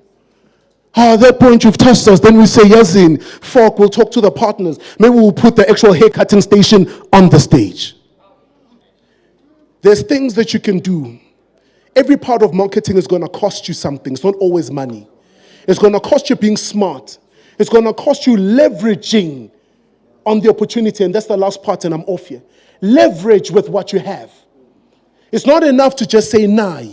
But going the extra mile and putting someone's name there, putting someone's logo there, saying to someone, listen, I've been watching you for years. You're going in and out of your car. You're going in and out of your car. And every time you're going in and out of your car, you are the one who's driving yourself. And I see that you're a very busy guy. And I'm sure in the evenings you're very tired. You don't have time for family. Can I drive you? Because you know what happens? When you hang around the barber shop long enough, you'll end up getting a haircut. When you hang around the right spaces with the right people long enough, you might not even say anything. But the deals that are billions...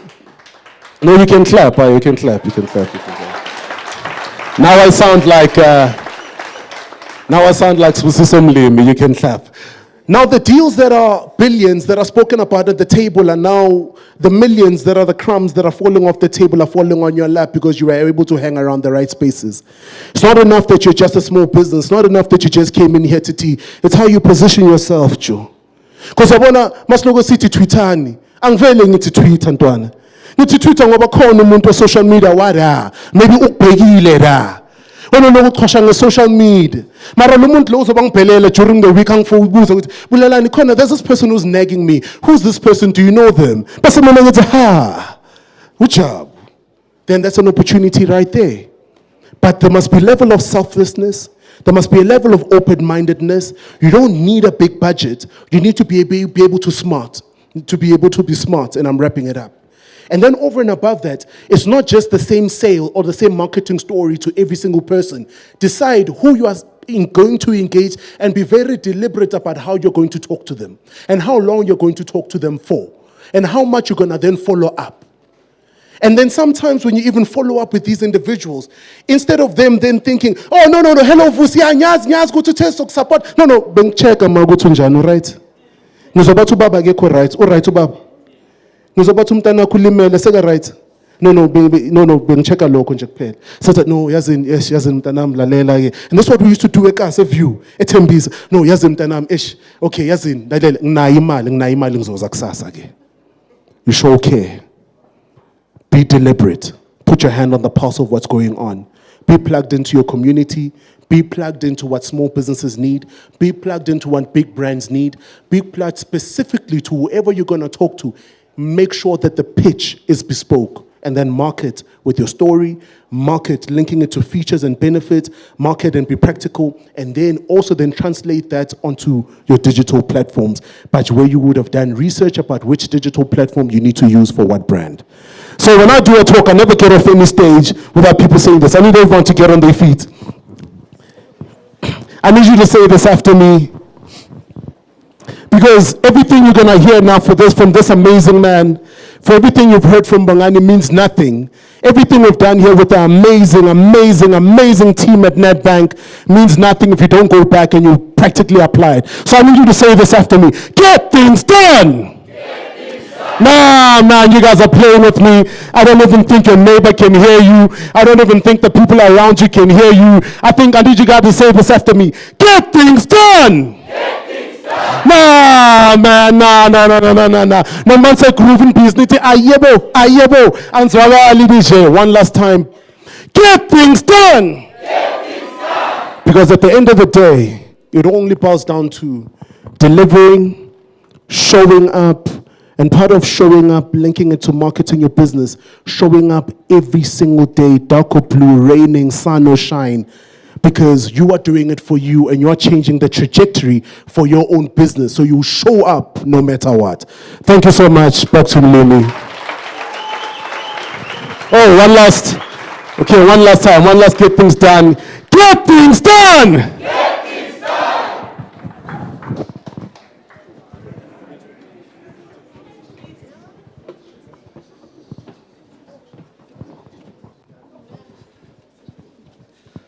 All right, thank you so much. That was Bulelani Balabala from IAF and from Join Us for Tea, Mr. Get Things Done, speaking on marketing. So, next up, we have something called networking. Do you know who you're sitting next to? Can I see by a show of hands, how many of you are sitting next to someone that you don't know? Like nyapega nukuthi man. Echo. I need you to look at your neighbor on your left and on your right and ask them, do you know who you're sitting next to? Like, do you know? Because sometimes you're nyatsa man kuthi man anyakwazi wena man.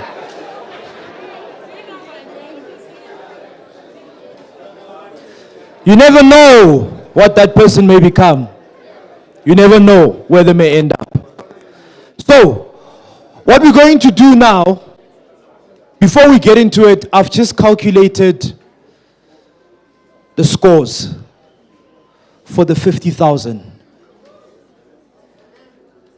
The winner won by a point. We will announce who that winner is. You don't want to go. The next challenge is, some of you came with friends, relatives, people that you may know that you don't know. This is the part where we network. You go and you meet someone new. You network with the speakers. You network with the exhibitors. It's also an opportunity for you to pitch your business. Now you know, ne? You don't know what to say. It's an opportunity for you to network, to meet someone new, to find out what they do, to see if you can collaborate. If you don't, at least you know that there's someone doing something like that, right? Our target for you, please, do not leave unless you meet 5 new people. After 3, go to 4. After 4, go to 5. But don't say, yeah, I met you. Okay, I know you 1. No, I 2. No, I 3. Interact. Who are you? What do you do? What do you offer? If you have an idea, share what your idea is. We're going to do that for the next 20 minutes. Please, Bafetsu, ladies and gentlemen, don't leave if you haven't met at the least 5 new people. Pitch your business, network, and then we'll be back. Mr. Jabu Stone is in the building for the Mbaula chat. You don't want to miss that. And then we're giving away the 50,000, and then it's a wrap. And then we have lunch. So, please can everyone stand up? And please, this is very important, your belongings. My cell phone, my bag, whatever you came with, that is property to you, please don't leave it where you are sitting and say, no, Zoboya. Network, go and meet someone new, at least 5 new people. Let's network.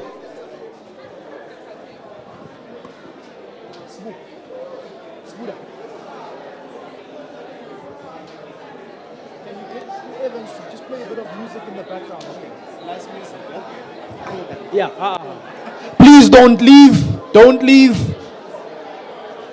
Go outside. The exhibitors outside, the exhibitors inside. Please go and check out their products.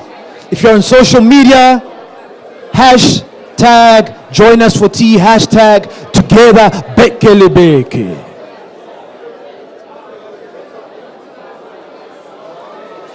You can get yourself some coffee as well. On my left hand side, we have a coffee station, water at the back, exhibitors outside. Let's network. Exhibitors inside.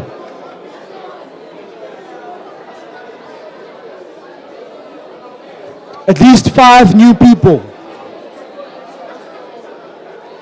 At least 5 new people.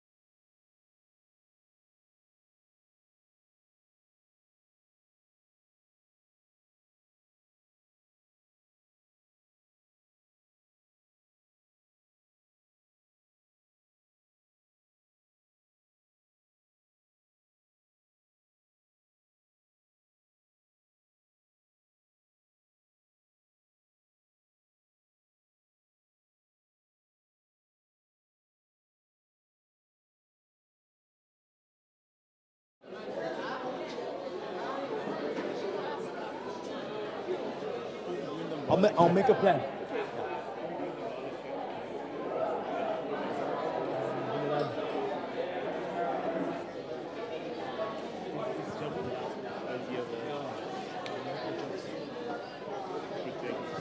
Okay, give him that mic. Can we get people?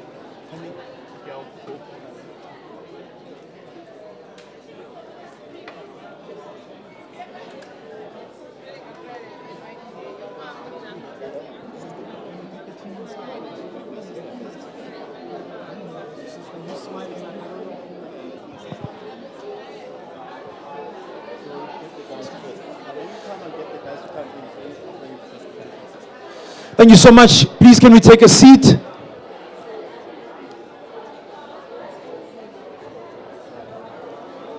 As we get ready for the Mbaula chat, please can we come inside? Riduleng Mofatsi, Slalin Pansi.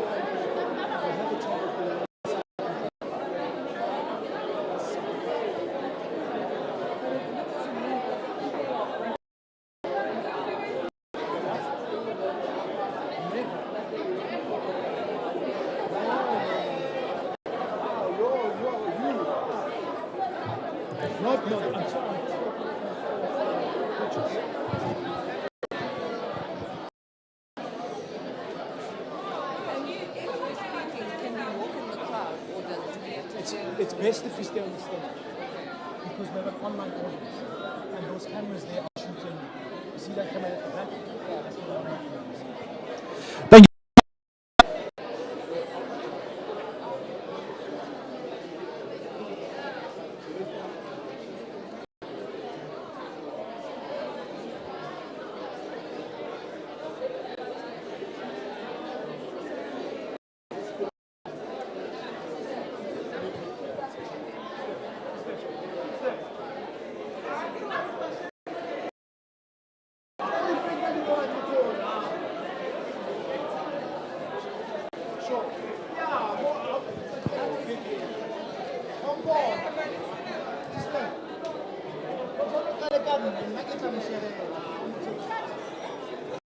Thank you so much.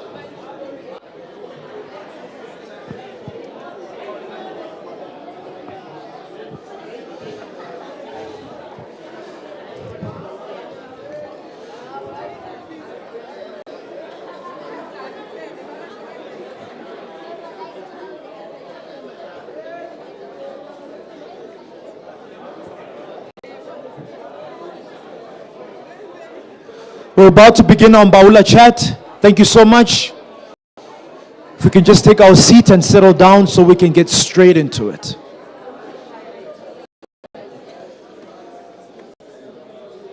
Can I see by show of hands, very quickly, how many of you met someone new? How many of you met more than 5? Yo, you're on a mission. Another question, by show of hands, how many of you met someone that you think lagune potential ukuthi singasebenza la? Okay. Ingapheleli la. This is the beginning.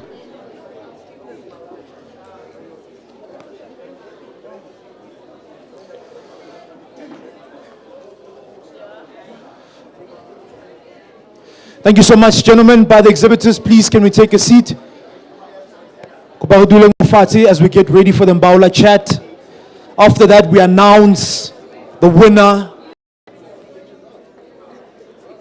You know when they're doing competitions and then, but the song is winning. Today there's only with the grand prize.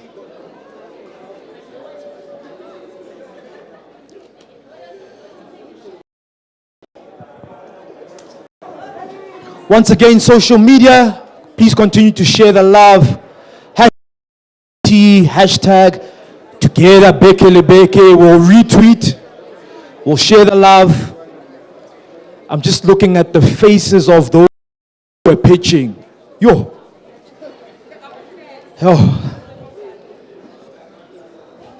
You know, in the session that we had, like the pitchers, the top 6, some of them, they were sitting next to each other. And you can see how they were consoling each other. Man, as Marisamile. No mungawina Maristile. All right, Mr. Jabustone, you ready? He's ready.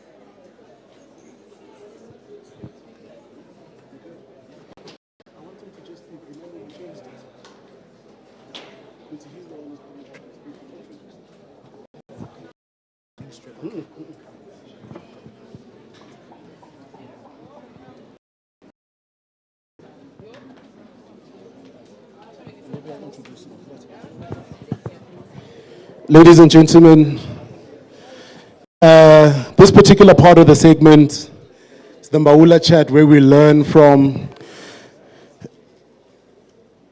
Perfect. The segment is called Mbaula chat. Mbaula ngesilungu, fireside chat. Where we learn from a seasoned.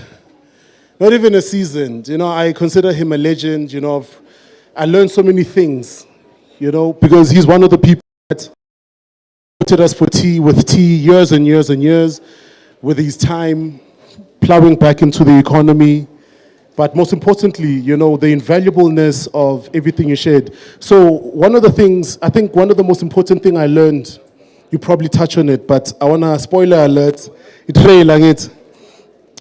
So, when Prajabu was sharing years ago and was telling the story of how, from a legalistic, guys, can I get your attention? Please just below the man on my right, I don't want to point at you.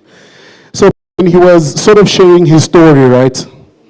And he touched on when he had a bit of a bump, the brand was not affected because he had his legal. The brand was owned by one organization.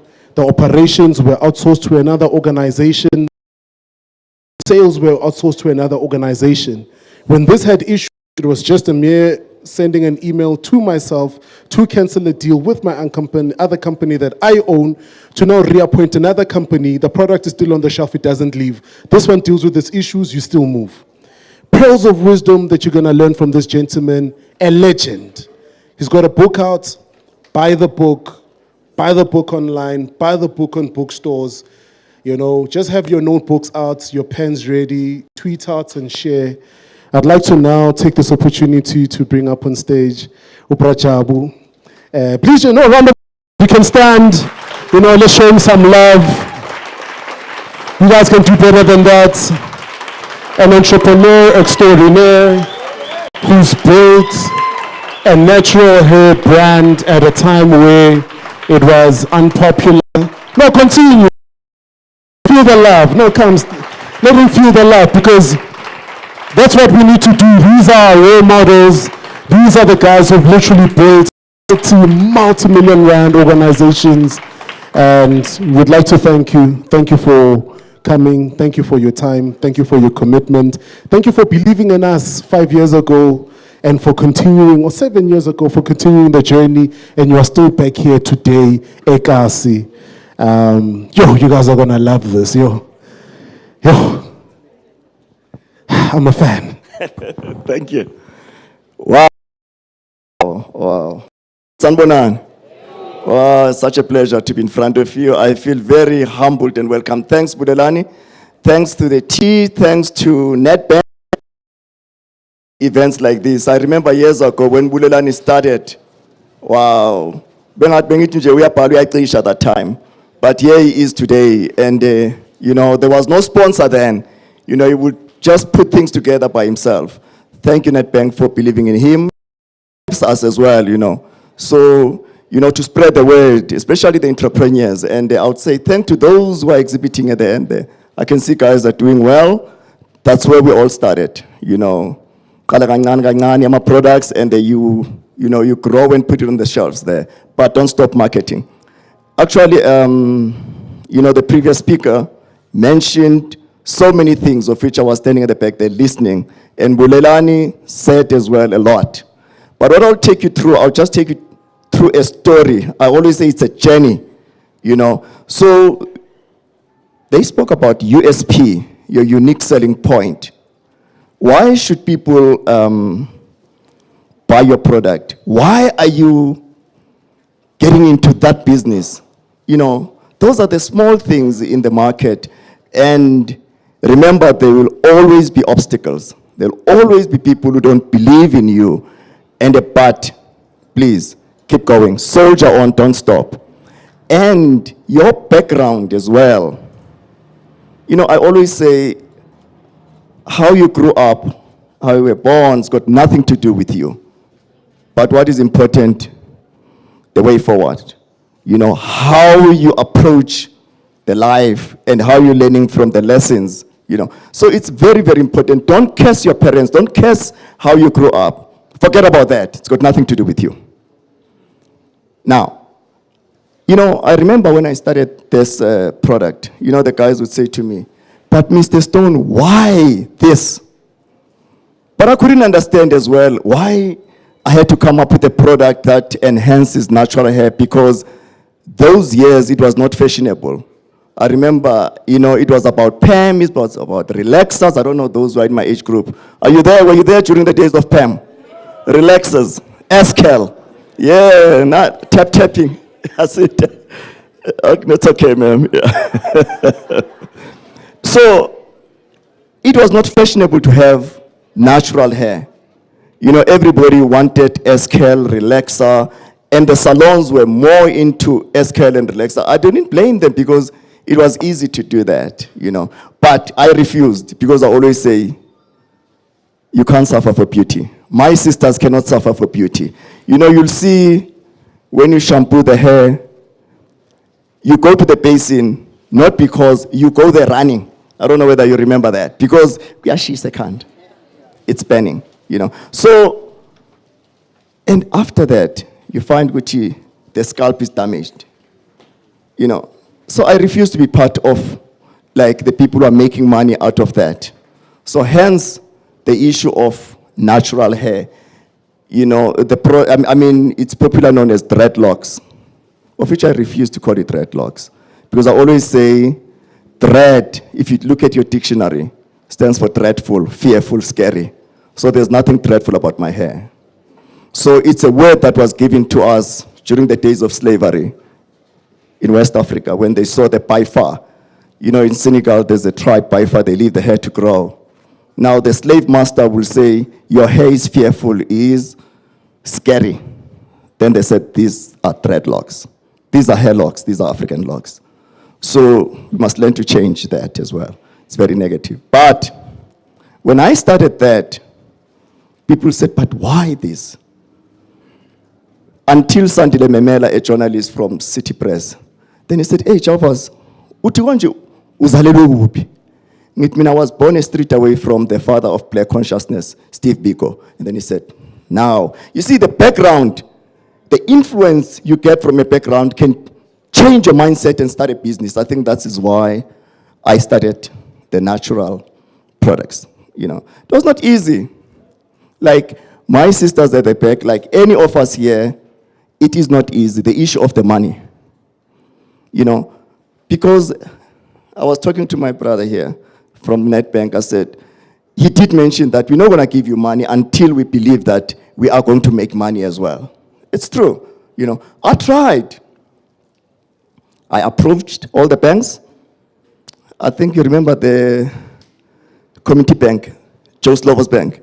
That's the only bank that I could open an account because I was listed, you know. So those are the challenges you go through. And then you knock all the doors, nobody listen. And the other thing, you don't have money to buy machinery. You have to contract package.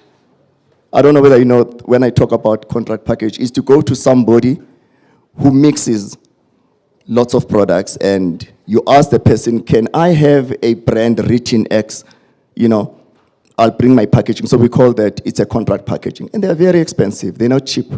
Because I remember I used to, my first product, the molding cream, I would spend about 14 Rand for the molding cream and I would sell it at 18 Rand 90. You see, we're not making money, but I was building the brand. All I wanted to put Jabu Stone there, you know, and it was tough. It was not easy. And the issue of celebrity endorsement, whereby Bulelani spoke about, you go there and carry the bags and do something so to be seen. So what I've done, I approach people like Bujeri Ranseri, Sipo Hostix Mabusa, Abo Ray Piri, because those are the people who had locks. And the people didn't want the hairstyle, but I had to use celebrity endorsement. We didn't have Facebook and all those things by then. So we used the celebrity endorsement. And I remember my mother saying, so I said, no, Mama. Once I take care of their hair, they want to talk about the brand. But my mother couldn't understand that. But to me, it was a marketing tool because I didn't have money to market. But the more they talk about the brand, the more they talk about Jabu Stone, to me, that's marketing, you know. So my mother couldn't understand it, you know. So that is the nature of business. It is not easy when you start.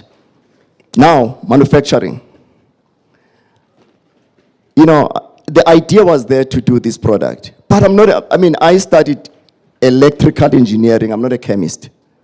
You know, so I always say anybody can be a manufacturer here. You don't have to be a chemist to be a manufacturer. Anybody, if you want to be, you can do anything.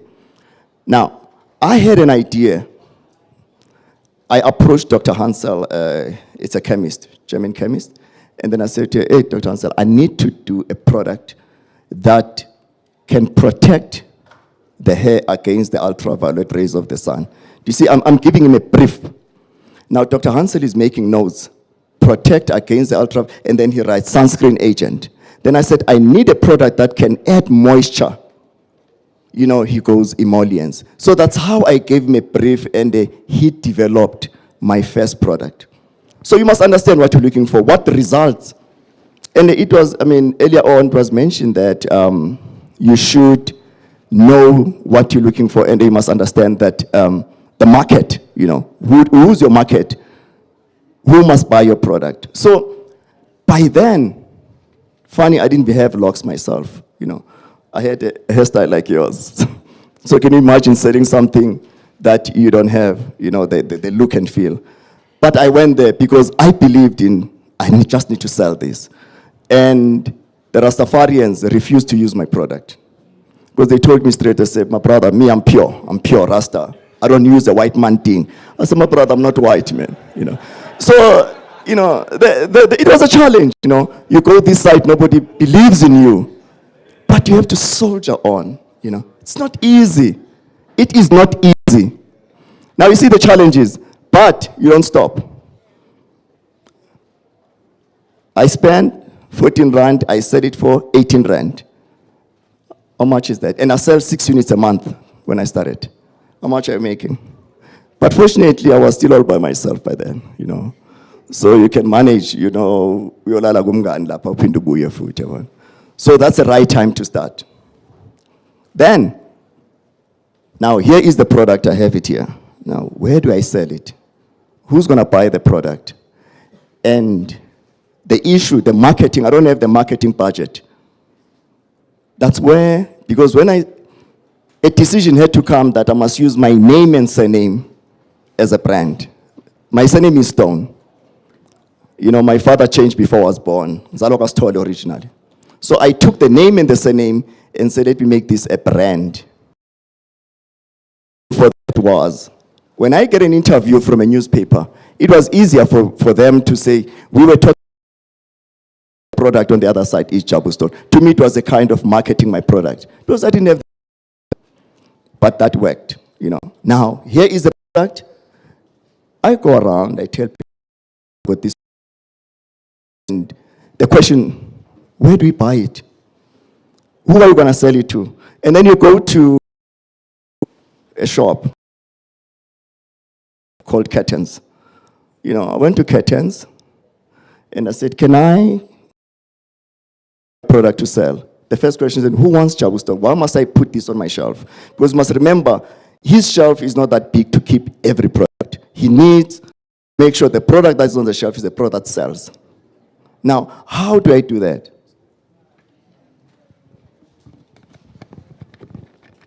Curtains refuse to keep the product on the shelf.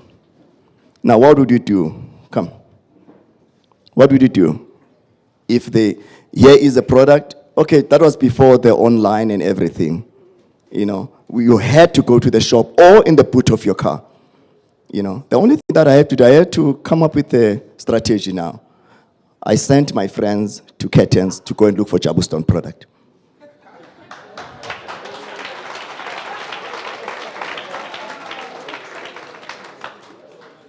Now, all of a sudden, Curtains is like, oh, now here's a demand for this product. Then I sent them back, and then I went there a few days later. I said, Curtains, can I give you 6 units? And then he said, okay, 6. And then I said, Exhibitors, and then they went there. They bought the whole 6 units. And they went back again and again. And I disappeared. I disappeared for a few months.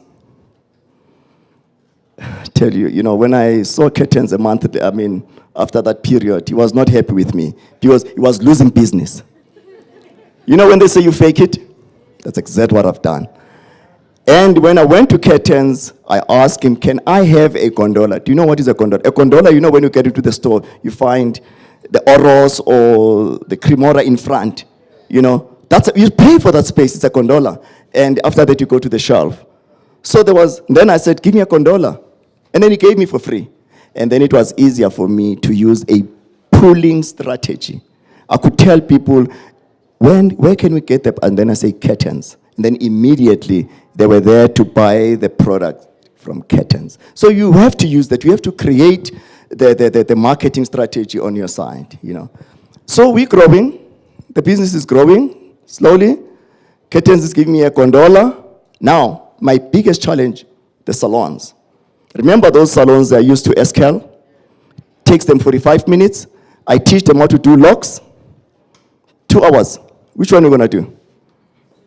Easy one. Yeah? And I want you to do this one because it's my product, you know. But when so I had now I have to rent a chair. You remember LXS salons? I had to rent a chair to LXS salons. I just rented a chair. So wants to have the service. I know that there by LX, at least you'll get somebody there, you know. So those are the things. So you see, this is give you a journey. You understand the value chain of your business because I am standing here as I'm not even manufacturing.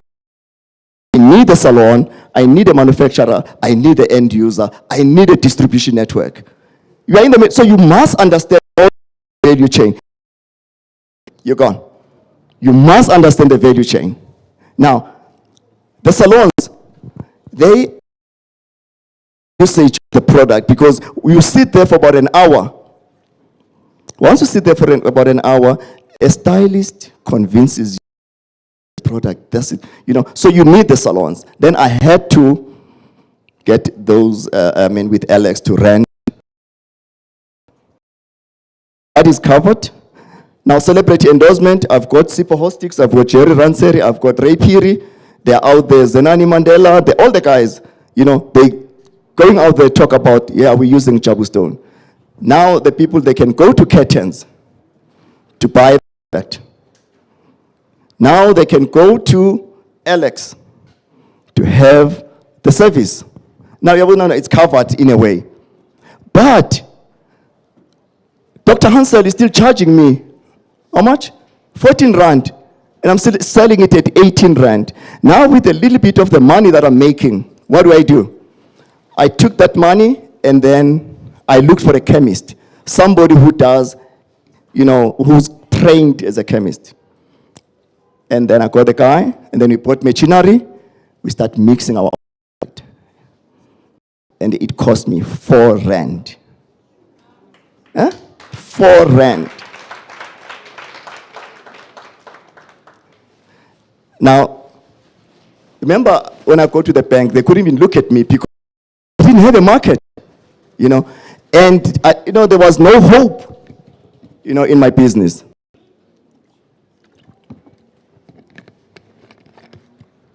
Now we're growing.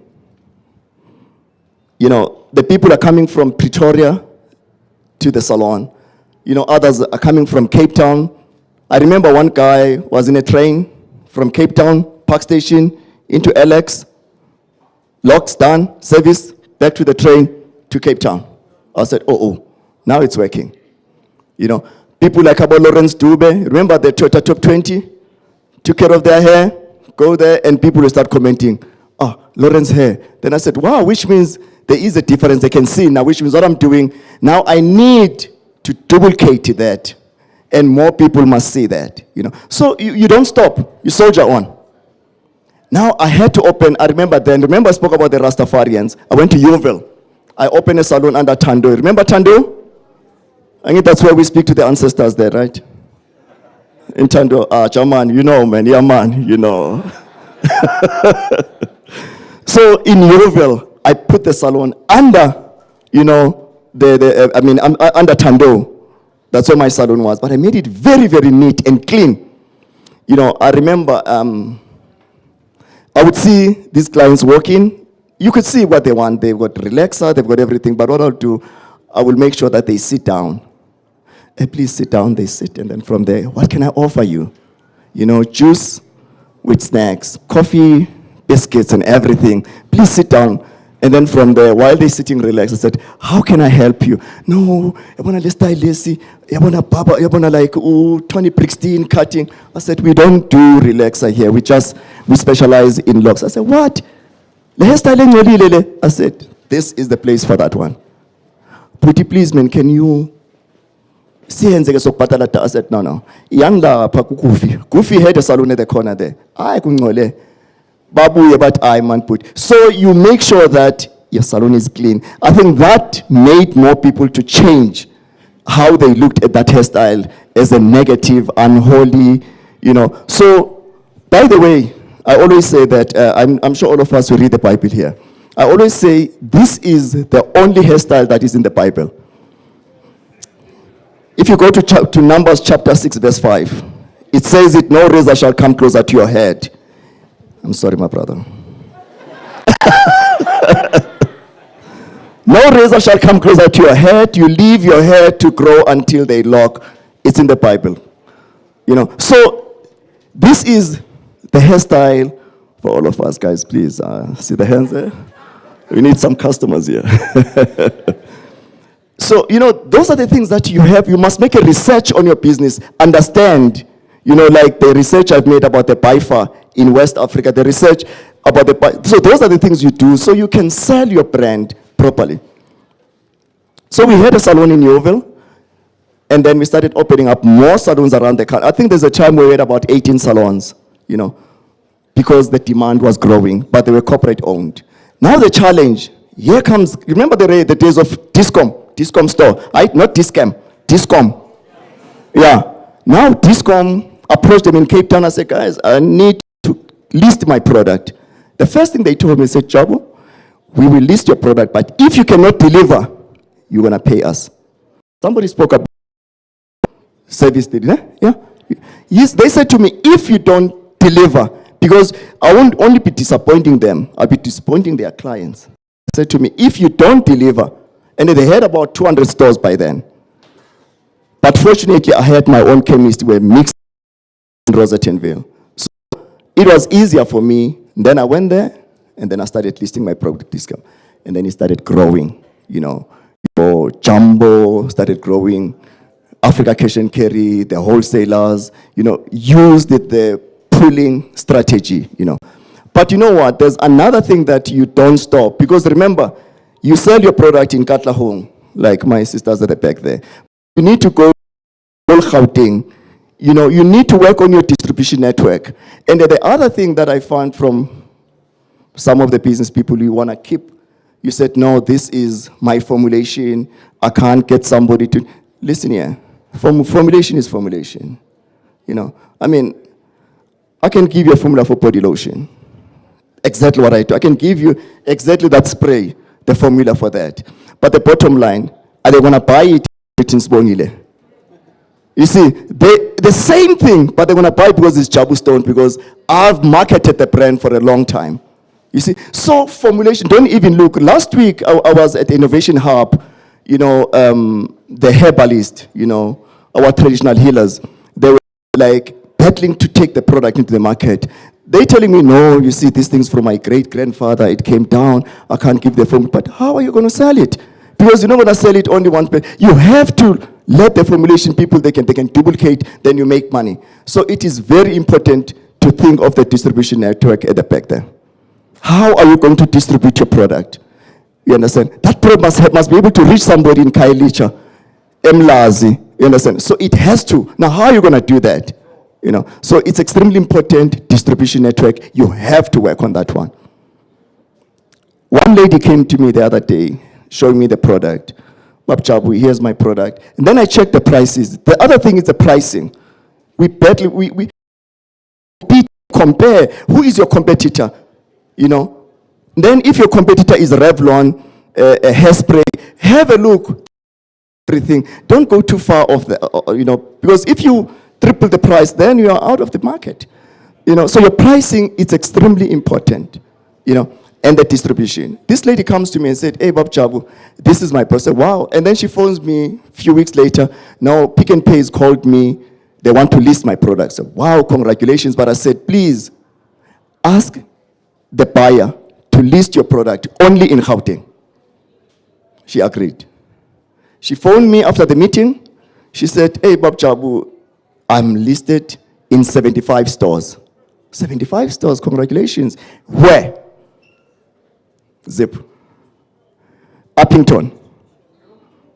Kabeja. KZN. How is she going to... Guys, please. Because this is manufacturing. My brother is doing sneakers there. I'm talking to you as well. You have to start where you can reach the market. Because I started with Gauteng. The next thing, I don't have money for petrol, but I know it's Akane, my stock is there. Because they take your stock, we take the stock to the distribution center. Distribution center will take the stock to a store and to the storeroom. Somebody must take it out there and bring it to the shelf. If nobody does that, the product is not selling. And it's sitting right there. So if you can manage to go and take that into the shelf, then you get paid for that. So it's extremely important, where do you start? She called me later, Bob Chabu, can you invest 200,000 in my business? I said, no, I don't want to invest in your business. I have to invest in my business. Then 2,000 rand to go to catch a bus to go to Durban. That's painful to me. Do you understand now? It's not nice. Because those are the challenges we're putting ourselves into. This is dog-eat-dog business, guys. Must be honest with you. To send my product, Cavel would, because every Mondays, the reps, they talk about this, the product is needed. People are looking for Jabu Stone in Bloemfontein. That time I'm only in Gauteng. Cavel just went to dump the product there. So no, this can do what Jabu is doing. So it didn't bother me. I just you concentrate in the area where you can service. That's all. Don't worry about the bazothini. No. Kala like Katlehong. Get into Gauteng. Are we together, guys? You know, it's very, very serious. You know, it's very. So that's a journey. Now, once you hit Gauteng, the whole country, all the provinces, you hit the provinces, you go Botswana, Lesotho, Swaziland. You know, you hit, and then after that, there is something the government does. They call it the outward mission. I don't know whether you're familiar with that, whereby South African businesses, they visit West Africa or East Africa. You must go to the export side, those who are doing manufacturing. But after you've done the spade work here at home, and then you can go there, and then they will make you meet maybe your somebody who does the same thing with you, your shea butter, you know, coconut oil. So you create that relationship with other guys there. So it's very, very important, guys. You understand? And I'm sure after that we moved then to, I remember I had a trip to Ghana, Senegal, Cote d'Ivoire, 1999. When I was there, you know, the other thing is very important, the way people look at the hairstyle. Because when I was in Ghana, people were anti-locks because the guys who had locks would steal money and go to the beach. You know, they were more thuggerish in Ghana. So I come now with a hairstyle, I'm saying they say, young man, please don't waste our time. That's what they told me. Until I went to the US to exhibit in America. Because I thought, I want to go out there, and then we had to exhibit in Bronner Brothers show, in Atlanta, you know, Jacob Javits in New York. So we started exhibiting the product everywhere. Until I met a lady from Ghana now. And then this lady said to me, but Jabu, why are you not in Ghana? That was now 2004. And I was in Ghana 1999 when I was told I must not waste their time. But all I said to her, I said, please invite me. But when you invite me in Ghana, please make sure that the media knows that I'm coming so we can have all the media platform. Fortunately, she did that. Trust me, I went to Ghana. I was in all the news, radio.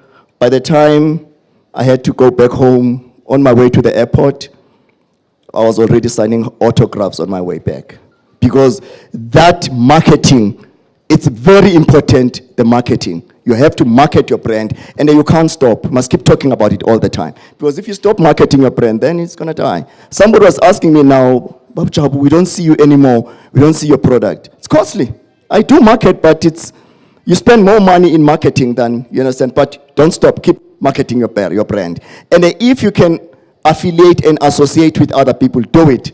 Because there's a time whereby I would print t-shirts for most of the musicians, your Boom Shaka, those years, Skim, you know, Bongo Muffin. I would print a Jabu, and then put a Jabu. Right. You have to have that association with most of the brands that are there, you know. So it came back, but now we only mentioned something earlier on whereby, look at me now, you see, as you walk, that is the end. In business, you keep walking, right? You keep walking, and then you think it's still happening. And what happens to you? You're gone. That's what happens to business, guys. You think you're still holding on, it's gone. So that need to revisit every Monday or every second week, every month. Revisit the performance of your business and what you call it, the appraisal of your employees. Because they are going to steal from you. You understand? And bazoshaya because and makupelinyanga bazofuna imali la kwe salary. I don't know whether you experience it happens, right? Those who run business, right?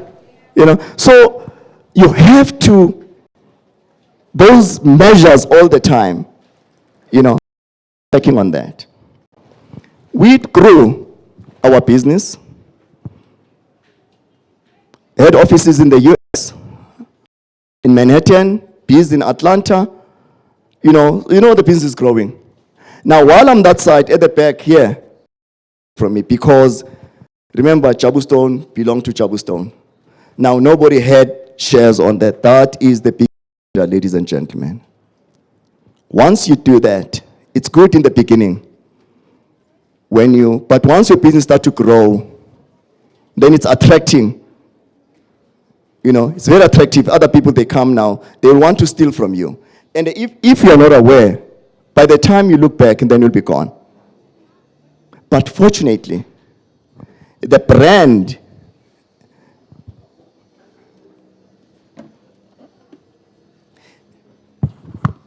like this, Jabustone, I made sure that belongs to the family trust. And the trust had an agreement design. Now the trust is me and other people, right? My family. An agreement with Afrocentric design as the business trade. But that company doesn't own the brand. The brand is owned by the right. Now, like any business, it is cultural. Business started to give me challenges. And now I had to look at say, wow, Afrocentric design, you are not performing well. Afrocentric design, you are not performing well. Who's Afrocentric design? Is still me, right? Now, Afrocentric design, we are not performing. Now, we are going to take, the trust is going to take the brand and give to that company to continue manufacturing. Are you hearing me, guys? Are you hearing me? Now, where is the risk of the business? It's not there, right?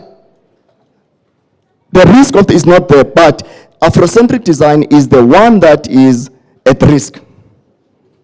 But the brand is not at risk because the brand is owned by the Jabustone Family Trust, and the Family Trust said, we're taking our brand, we're giving it to this company. So when challenges were there, the product was still on the shelves. Do you understand, guys? So that's what Bulelani was talking about. That you must always know that challenges are going to come. And the people going to come to you and want to buy shares. But I always say that if you own the company, at least take 30% and give to your employees. They are going to make sure that that 30% works. Now, it protects your 70%. Yes. I've been there. It's not nice to lose money. You lose it. They don't care. They're not worried about you because it's your business. But if you give a stake to your employees or to the people that you feel that they're going to add value, give the stake out. And they will protect that 30%. But in return, your 70% is covered. Now there's another thing we call it, what if you are sick? Because if you run and you're not feeling well one day, that 30% will keep moving. When you are in hospital or on holiday or something, but that 30%, they are worried about their 30%. They made 10 million, they are 3 million. Now they say 10 million is not enough for you to make 100 million. They are on 30 million for themselves. They worry about themselves, not about you. But trust me, your 70% is still protected. Are we together?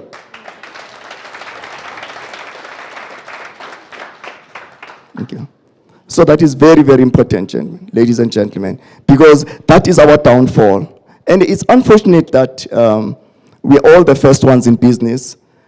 You learn from your mistakes and, it's not nice. So that is why you have to be very cautious from the beginning. And I heard that we spoke about being kind. Don't take for granted when you meet people, you become nasty to them, guys, because that's your market. Doesn't matter if a person knows it, but it's your market. Pass and greet. Hi, ma'am, how are you? Pass the hi, how Lola. You don't know that person. It's your market. Go to schools, go to youth events. Go there, meet them, give out something, And I remember one day I was like waiting for a meeting and I'm standing. I said, let me grab some chips at McDonald's, so I can sit. And I see this lady uphatha kabi yabona ubona ngathi into zakuwa. Then I jumped, like out of instinct, jumped to help her. And I'm like quiet, minding, and then my brigger engene Karin. Sorry man, by the way, my sister was looking for you. I said, what? I didn't know whether, that's where, can you imagine if I was ugly to her? Then the business is gone. And then from the sister, and then started talking more business to her. You understand? So that is very, very important. But ladies and gentlemen, this is my journey. I just want to engage with you because my journey and your journey is different fields, but that's what we need to discuss. That's what we need to talk about. Are we together? Brother, can I have engagement with the people? We chatting with them, right? Can I have engaging with the guys and find out what are the challenges or just come, any other thing, let's talk, I'm here. All right, so what we're gonna do is open it up to the floor. Hey. Only 5. Only 5. Otherwise, we're going to be until 5. Some of you, I'm Mr. Javastone Leya, kuzo choose to ban busa. All right, we'll move it around. So let's just take 2 here. Let's start here. I'll move it around. Quickly, let's get straight into it. Who are you? What's your question? Sanmonani Kamalam Nkosnatu Kumalu. I'm the founder of Glen Rose Learning Center. And my question to you, Baba Wuti, how do you handle the existence and how do you best handle a competition when competition arises around you and in a nearby environment where you're operating? How best do you deal with it? Hola. Okay.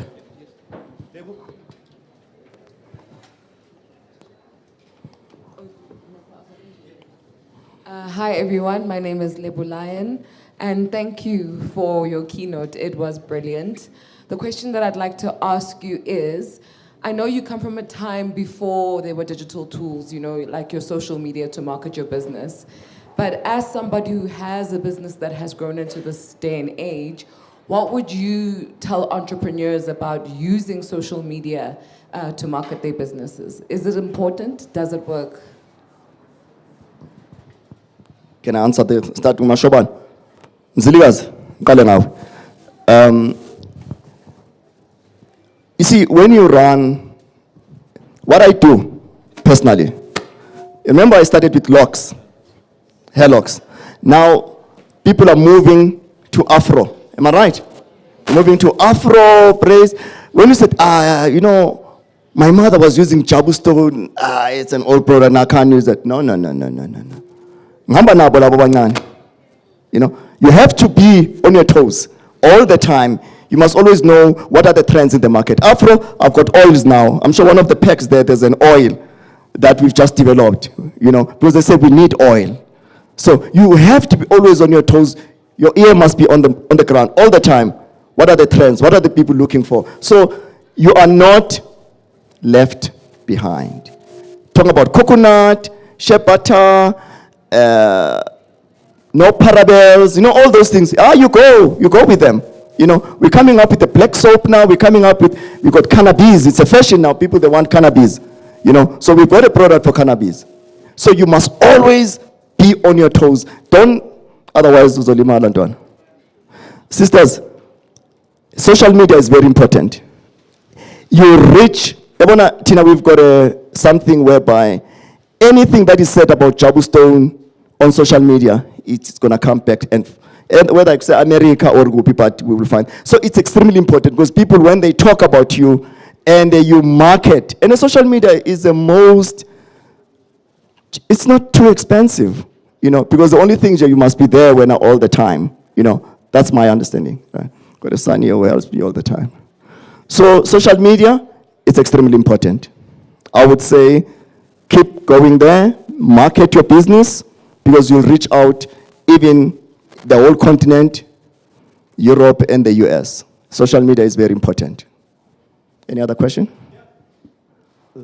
Yebo, sure. Okay, thank you very much, Program Director, and humble greetings, I still to the house. Ubong Nkosi Mtini, so Managing Director at Township Business Clinic.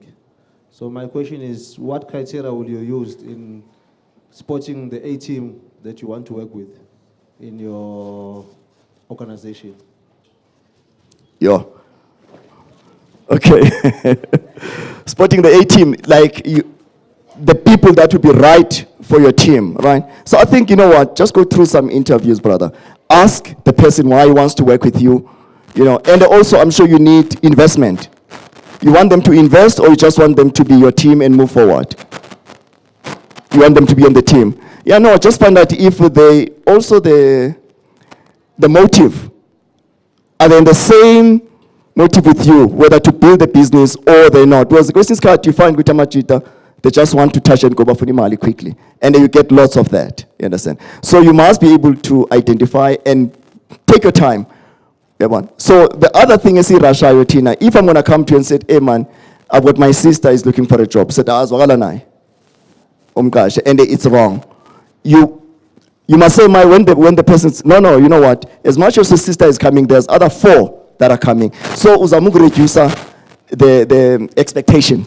You understand? Because if you allow us to bring, and then so try to interview and check, vet a person. Make sure that you know everything about that person before you could work with it. Okay. Anyone? Other question? Yeah, bro. Hi, Mr. Stone. I'm Shadei, the owner of Ruthie's Hair Care. And I wanted to find out, is it worth it going into retail as a hair care brand, or would you recommend independent sales, like online store, distribution network, and that type of thing? I would say retail, take your chances in retail, because online, not all of us, we still into online, you understand? Few, let's be honest, right? You still want to go to Pick and Pay, you still want to go to ShopRite and buy there. So the only thing that you must do with your brand, just within the area, but you must identify which area you want to consider. If it's Katlehong, make sure the people around Katlehong, they know that product. They know it and they are going to use it. Make sure you market it so heavy in Katlehong. Then it will be a pulling strategy. And then when you go to retail, retail wants to know why because when you go to retail, they're going to say, we'll give you 10 stores. Because they want to see your product, whether it's going to move, So you make sure that those 10 stores, it's within your area whereby people, they've got a knowledge about your product. Okay? Hello, Sabona Puchabu. Mine is different. I just need a mentor. That mentor is you.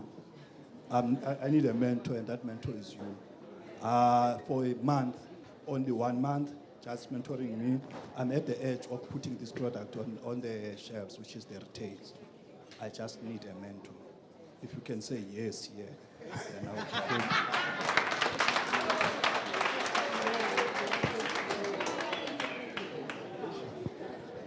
That's on the tight spot, eh? What should I say?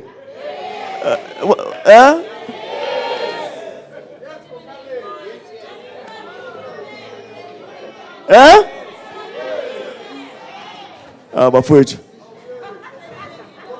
Mara untanga uthi ngayenza uthini? Okay, sharp. What's your brand? What are you selling? Just get a mic quickly. Let's just so these are the people gonna buy it as well. Come, what is it? Pitch it. It's a colic remedy for kids who are suffering from colic. Colic remedy. Colic. Oh, okay, all right, okay. It's lung. Yeah. So basically, it helps when the child is reckless, is constipated, is it's losing appetite, and so forth and so forth. Okay, all right. I'm sure you've been through what you call it, the system where you go for SABS and pharmaceutical and all that. You've done that. Already, the product it's with SABS now for testing. I'm just waiting for their results. Wow, well done.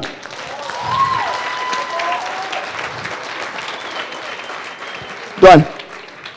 Sozakwenza sure ukuthi ngiyahlangana ke no out. Wow!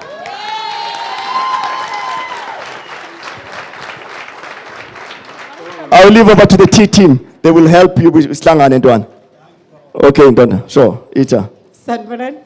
Nguntombi wakahlatshwayo from Izimbokodo again. Mais. Yebo, ngiyabonga. I'm a 100% shareholder on my company. Yo. I'm the founder and the managing director. So, ngiyafuna uku-expand and partner with other people. So, what is the biggest question you ask a person who wants to partner with you and making sure ushera kahle, and what are the tips that you can give for me to give those people my shares? Because now I'm in partnership with a lot of people, which I'm not sure of, the relationship I'm not sure about. But now I need the best question to ask them. Besides, what are you gonna do with working with me? The other question, which can help me be able to nominate or choose that person. Okay. First of all, ladies and gentlemen, we always hear people, they start a business together. And Panaskal is about 50-50. Are you familiar with that? I need 50-50. One, ne 50-50 ne? I can see. Nah.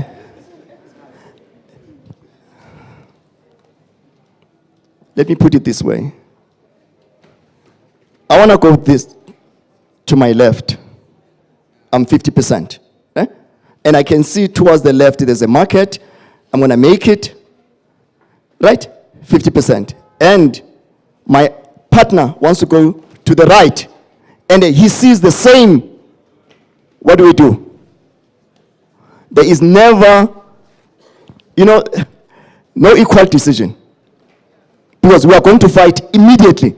50-50 doesn't work, guys. Please, cut. 50-50 doesn't work in a business. At least start by 50.1%. Yes. 50.1, 50-50 doesn't work. Because there's never an equal decision. Now, on that note, whoever you bring on board, you must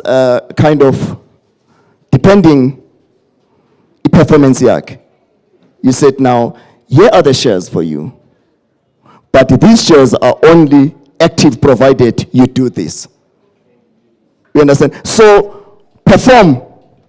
Now, as I monitor this performance, and then you monitor that performance. You're growing it. When you started. So, yes. So you might, because it's your baby. So you're going to bring this person in and uzele imali quickly and then approve. And then when I want to build this.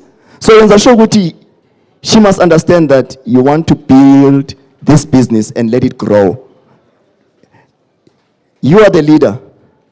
Don't underestimate your leadership, because I always say that somebody brings money, another one brings the skill, and then say, now shy 50-50. Doesn't work like that. So rather, whoever has got an idea of the business, take leadership. It could be 51%, 50.1, but somebody must lead.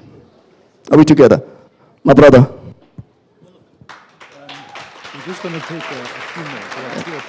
Okay. I'm still going to be around. No, I'm here.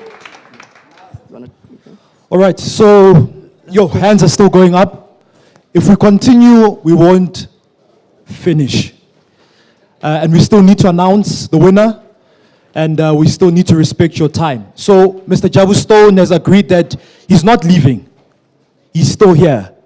After we announce the pitch winners, after we do the final arrangements, etc., he'll still be here, so you can still come and ask your questions directly to him. We'll take the last one there, my brother. We're announcing the pitch winners, and then we're wrapping it up. Thank you. Babu Jabu, my question is regarding the barriers that hinder us from joining into the industry. Like for me, I'm Mlungsimoto. I registered my company 2016, and then it's been going. But now there's a lot of barriers. Like you get you need to, if let's say you need to do work with insurance companies, you need to be RMI certified. For you to be RMI certified, you need to have certain tools. And being in the motor industry, it lift A1 on its own. I saw now they were going for 34, but I was talking to National Workshop Equipment. one lift now is going for like 50K. You understand? Those type of barriers, like our regulations and things that keep us from being able to grow and be and make money. How do you break into those barriers? Like for instance, Jongo Bosho now, they didn't want to give you a shelf. So how do you navigate around those barriers that hinder us from growing? Yeah.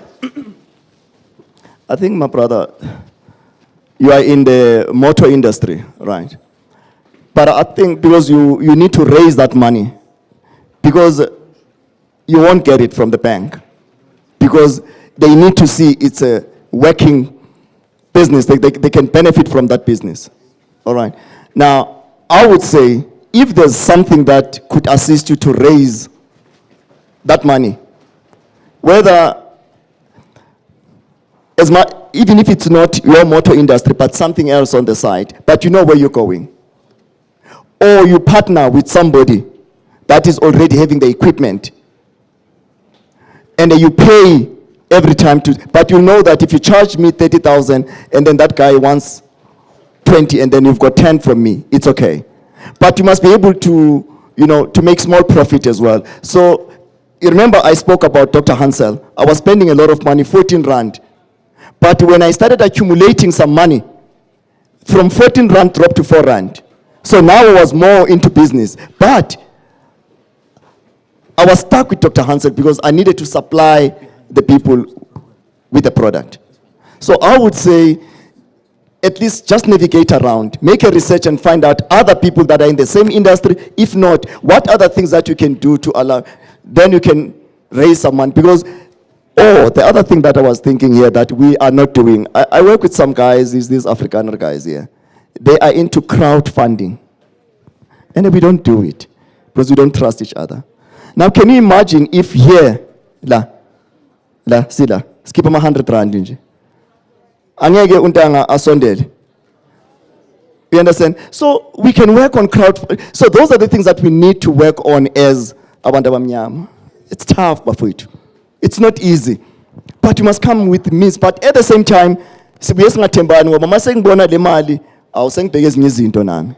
So that's where we need to identify abantu abafana your pastor, your nurse, your teacher, abantu abahloniphekayo within the community. Work with them.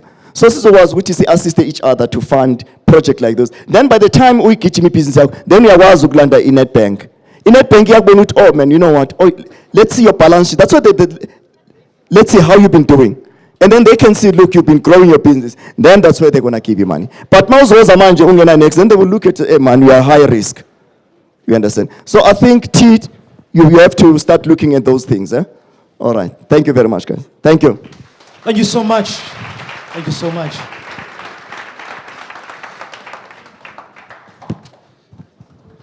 Can we get a photo of you, Mr. Stone? Oh, sure. Okay.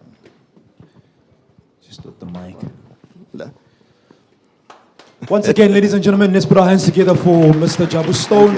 Thank you. We also have Mr. Stone. We need to give you your gift. Give you your flowers while you're still alive. Where are the flowers? Do we have flowers?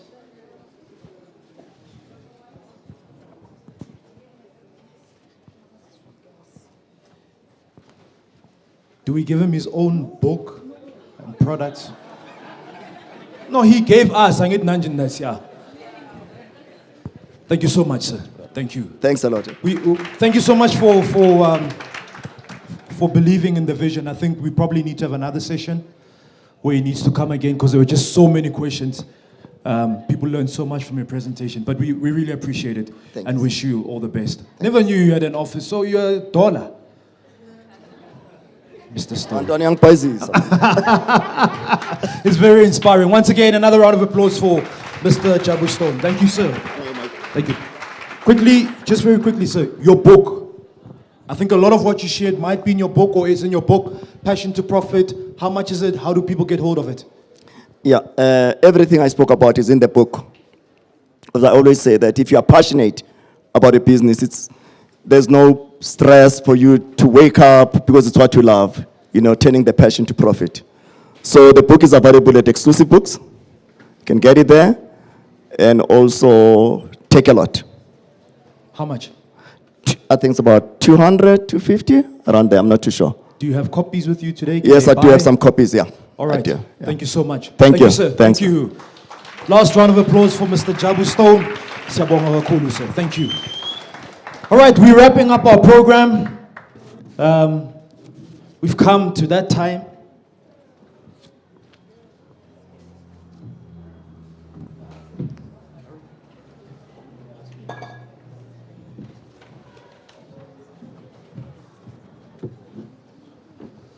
All right. We've come to that time of the day where we announce our pitch winner. The winner walks, as you all wanna, like when you're announcing something, but now we're talking. But I'll go show you why. It's like you're gonna get a share or something. So the pitch winner, once again, we must mention. The grand prize is 50,000 Rand. And the 50,000 Rand is a cash prize portion, business support, and mentorship. Masihlangene 50. Angazi ukuthi uyothola malini, but the team will assist you, but it's 50,000 Rand. And to the 6 finalists, congratulations. Never stop pitching your business. Never stop marketing your business. You never know who's listening to you. Right? They say, yeah, we are all winners. Yeah, no, today there's only one. All right. Our judges have looked at your pitching. The scores are in. It's now time to announce. Carol, can I have the envelope, please?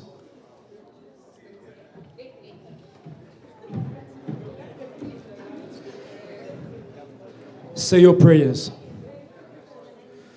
Right.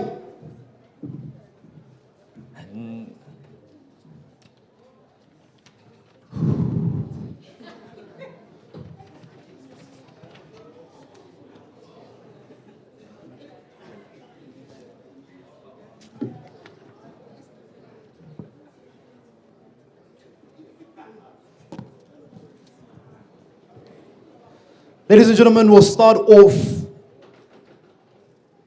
with position number 5. Position number 5 goes to realistic strategist. Can we give realistic strategist a round of applause? Please come to the front. Please come to the front.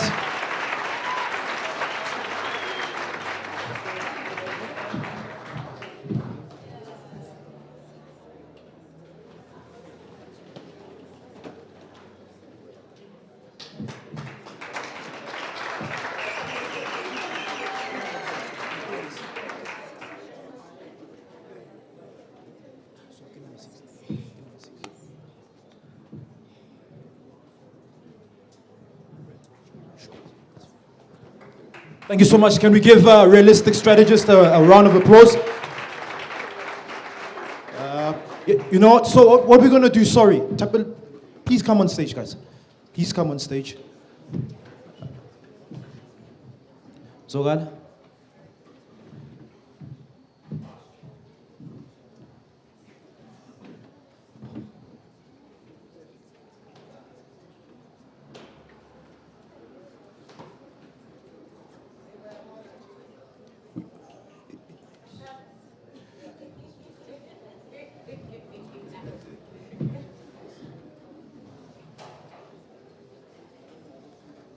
Please be patient with us. We're busy just sorting out the gifts, the prizes. Can we call on number 5?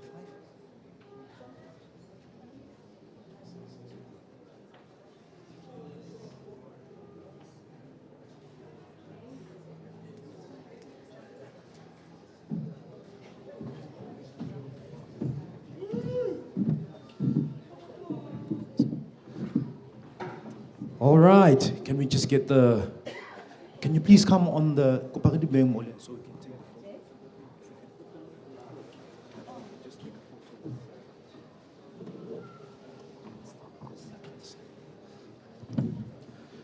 Right, ladies and gentlemen, there's the camera.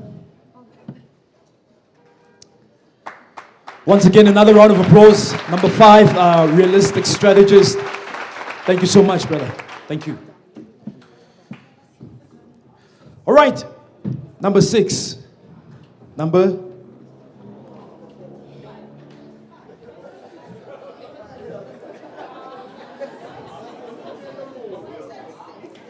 Anonya check out in my mail. Okay, well, number 6 though, yeah, ne? Number 6. Okay, I know. All right. That's all right. Number 5, position number 5. Ladies and gentlemen, can we have a drum roll, please? Drum roll, just a quick drum roll for position number 5. And position number 5 is Toka Essentials. Can we give them a round of applause?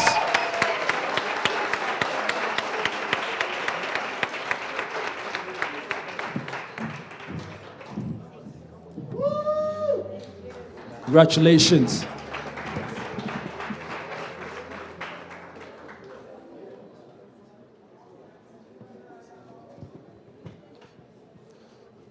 All right, so you don't just pitch mahalas.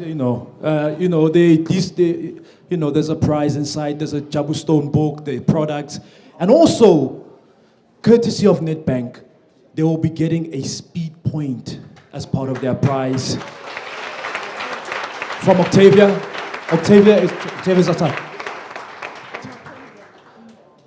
All right, so you can buy with the card.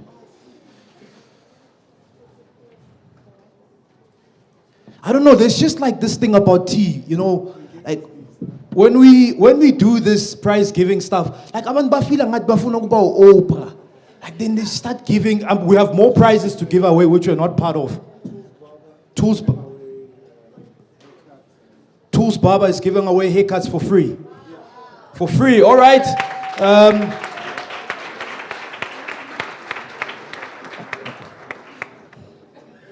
Nong Biggie, le haircut. Realistic, please come to the front. Come get your voucher quickly. Why must you touch the hair before you come and get the voucher? There's your voucher, yes.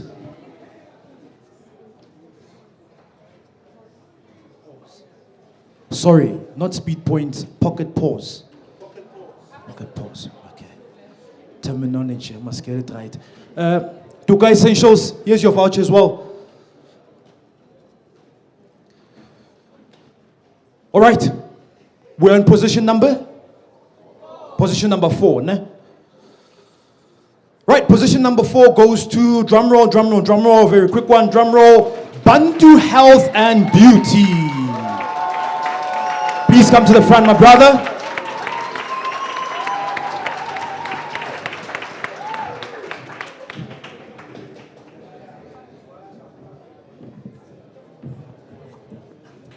Sure.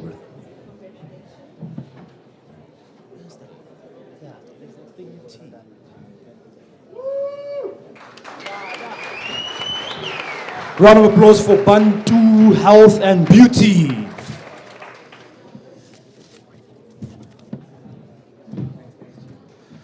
All right, it's getting closer. It's getting closer.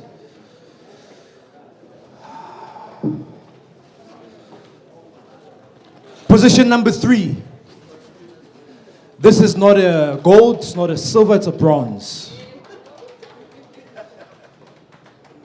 Drum roll, please. Position number 3 is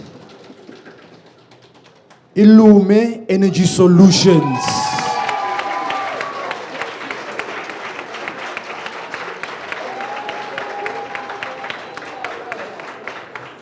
Another round of applause. Solar Energy Solutions. Congratulations. Congratulations.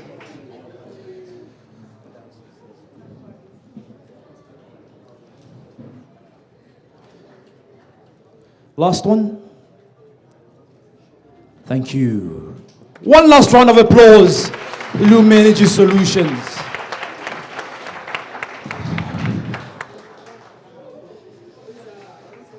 Down to the last 2. 50,000 rand. up for grabs. Please scan.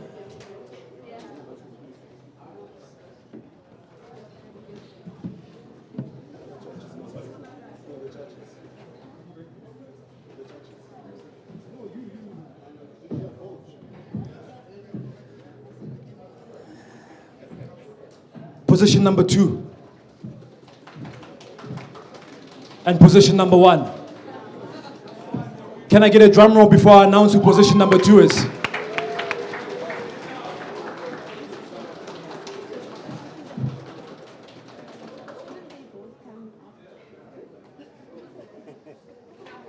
I will announce position number 2 and position number 1 after lunch.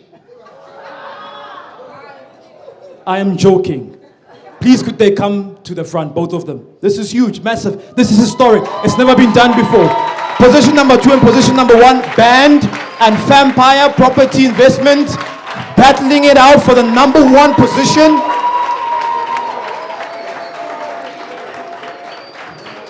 Position number 2 and position number 1, ladies and gentlemen. It's historic. It's never been done before. Ever. 50,000 Rand up for grabs.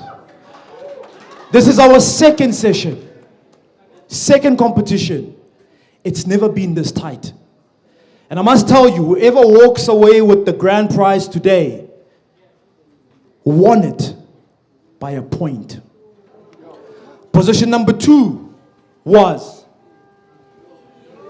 124 points. Position number 1, 125. Ladies and gentlemen, position number 2. Can we have a drum roll? Drum roll, drum roll, drum roll, drum roll, drum roll. Position number 2 goes to Band.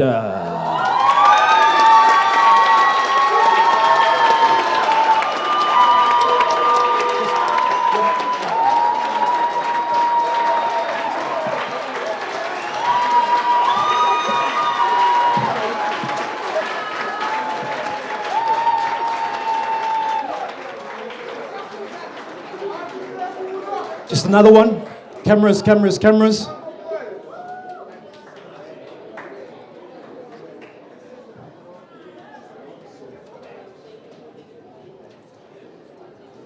We happy? One more time, ladies and gentlemen, a round of applause for Makosini. So close. So close. By a point. Ladies and gentlemen, the winner for the pitching competition. First prize, walking away with 50,000, consisting of business mentorship and. Let's get a drum roll, let's get a drum roll, let's get a drum roll, let's get a drum roll. Let's get some managers up in this room. Ladies and gentlemen, our winner is Vampire Property Investment!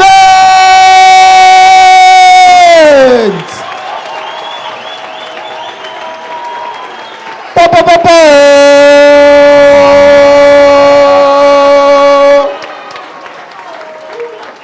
All right. Guys, don't stop clapping. Shame.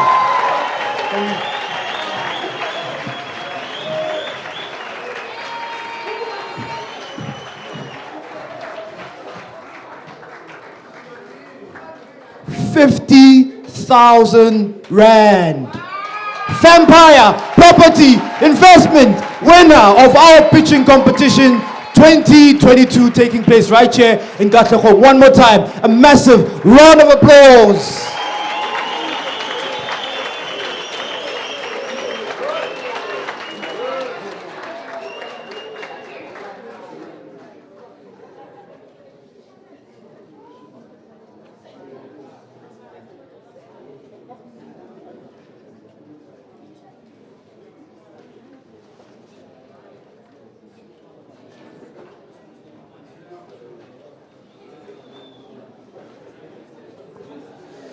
All right, thank you so much. Thank you to our judges. Can we just stay with the winner?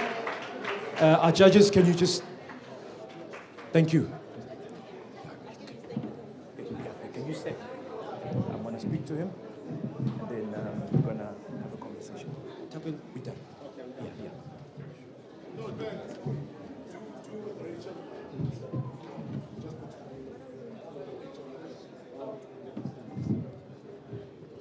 Yeah, boy, o ska itshwara nkare e tshware man ke a hao. Yeah. It's holding it, you know. Yeah. Vampire property investments. Massive. Thank you so much. All right, we good? Can I just stay with the winner?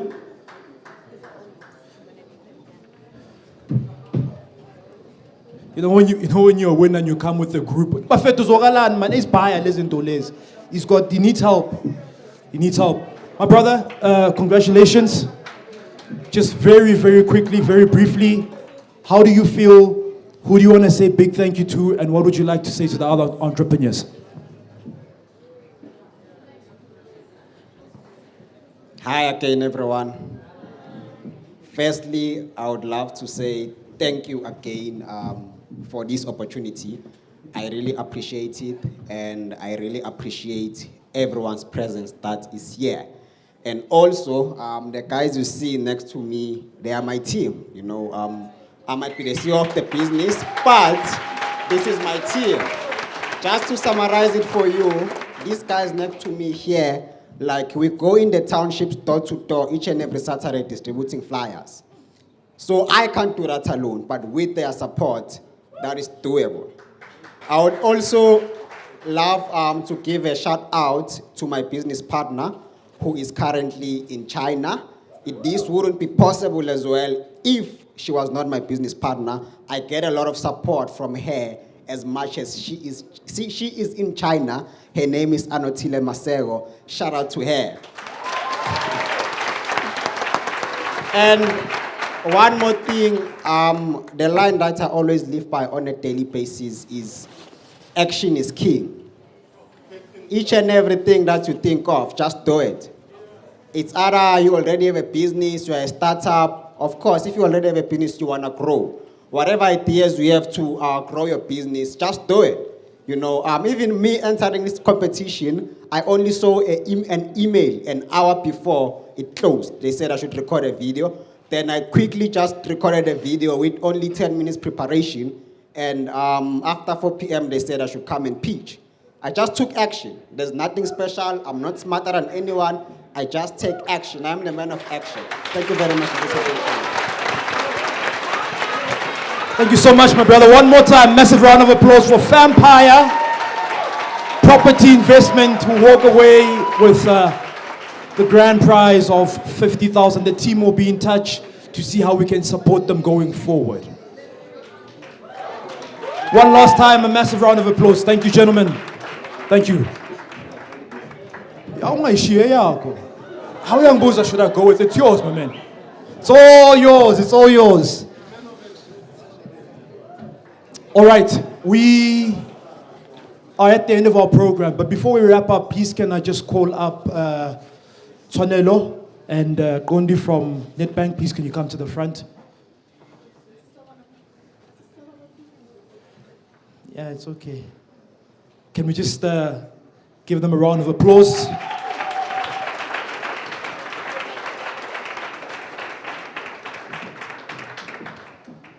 So it is, Rachel, please as well come to the front.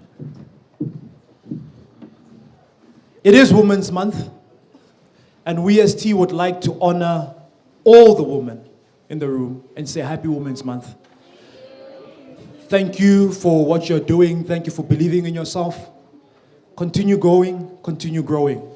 We also want to honor you, 3 amazing women. Bulelani has told me the amazing work that you do behind the scene. I know he drives you crazy, but you're persistent with him. Thank you for believing in us. Thank you for the work that you do behind the scene. We want to say Happy Women's Month. Thank you, thank you, thank you. We have flowers for you, just as a token of appreciation, to say thank you, we honor you, and we love you, and we look forward to traveling the rest of the country and the world with you. There's champagne, there's flowers. Can we just please give them a round of applause? Thank you so much to Rachel, Bondi, and Swanelo from Nedbank.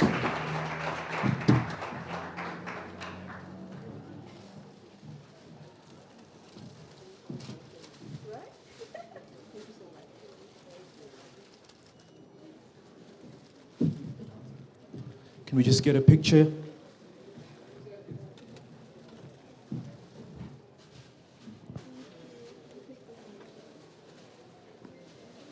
All right, are we happy with the pic?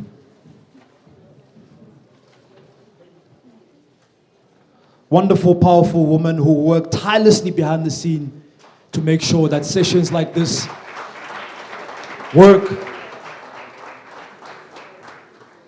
Thank you so, so much. Nedbank, the money, the bank that helps you see money differently. Together, Bekele Beke. Painting, Katlehong Green.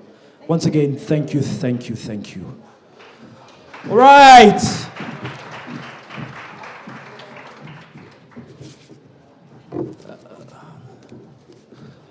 We have come to the end of our session. Thank you so much to each and every single one of you for coming. You could have been elsewhere, doing something else, but you decided to come here and be with us. Give yourselves a round of applause, please.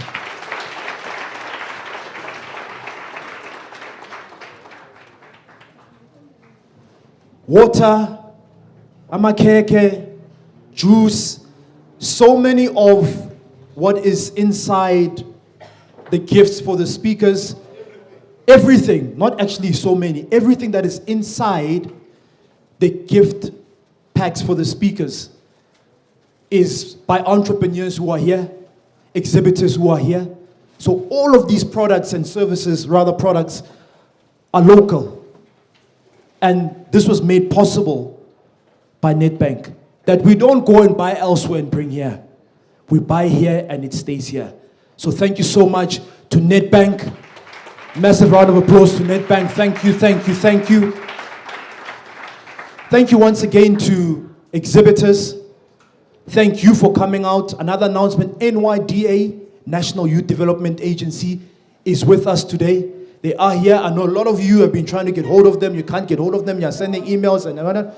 Bala today. Please go and engage them and ask them your questions just outside. They are here with us. It's a wrap. Continue to use the hashtag. First one is? The second one is? Can I just hear one last announcement and then I officially close?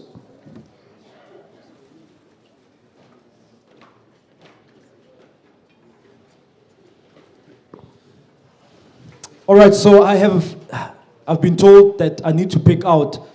I'm always just put in this position. Well, I guess it's part of the job, right? To pick out who was the most, engaging, social media, and we've got more prizes to give away that we need to give away. I don't know how. All right, gents, who needs a haircut? Who needs a haircut? Come get one.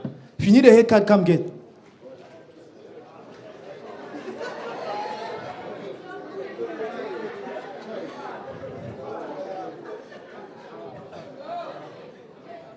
Give them a round of applause. Share. So that's a haircut we've got.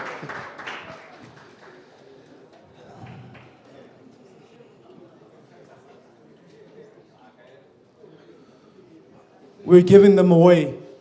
All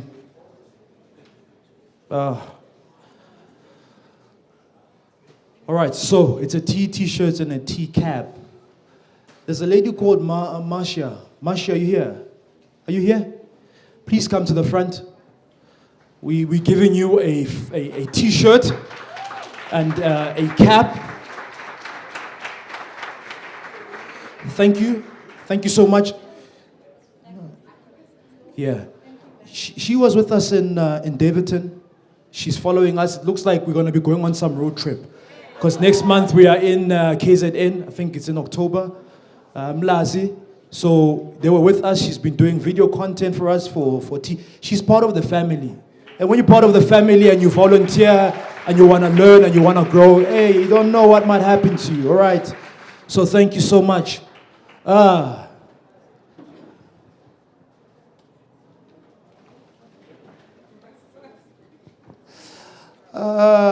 Social media. I don't know. I'm just going to choose. I need to give these away. My sister, please come to the front. Yes, please come to the front. Please, can we give her a round of applause?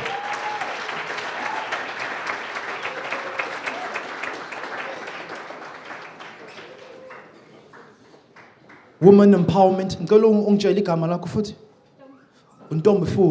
Thank you so much. I see she's been persistent. She's been asking questions from all our speakers, both speakers. She's like, I'm not going until I make sure I ask this question. So thank you for your persistence. Highly, highly appreciated. You're now part of the family. This is for you. Thank you.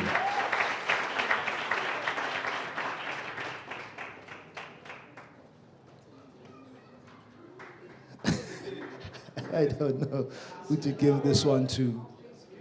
Hey? Who would like a t-shirt? So what happens if I told you that today it's on special for 50? What am I saying? Yeah? What am I buy? Yeah? All right, so there's a question here.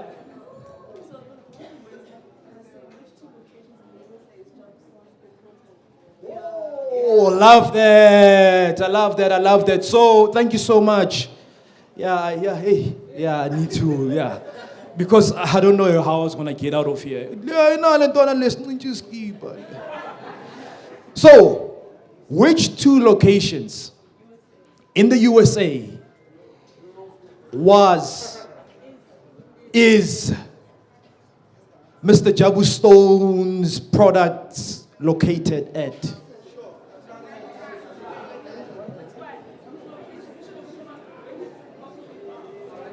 All right, and look, like time is out, ne? We need to close. So ungazothatha my chance. Ungazothi no, angathi ngada angase extension, extension lapha USA. If you kind of give us some answer that's going somewhere, you buy the t-shirt. Hands. Yes, my sister. Manhattan, yes, and? Yes, sir. Manhattan and Atlanta, my brother, come over. Askis, yo. Aski, Thank you so much, ladies and gentlemen. It's a wrap. See you next time. Follow us on our social media pages and enjoy the rest of your afternoon. Thank you.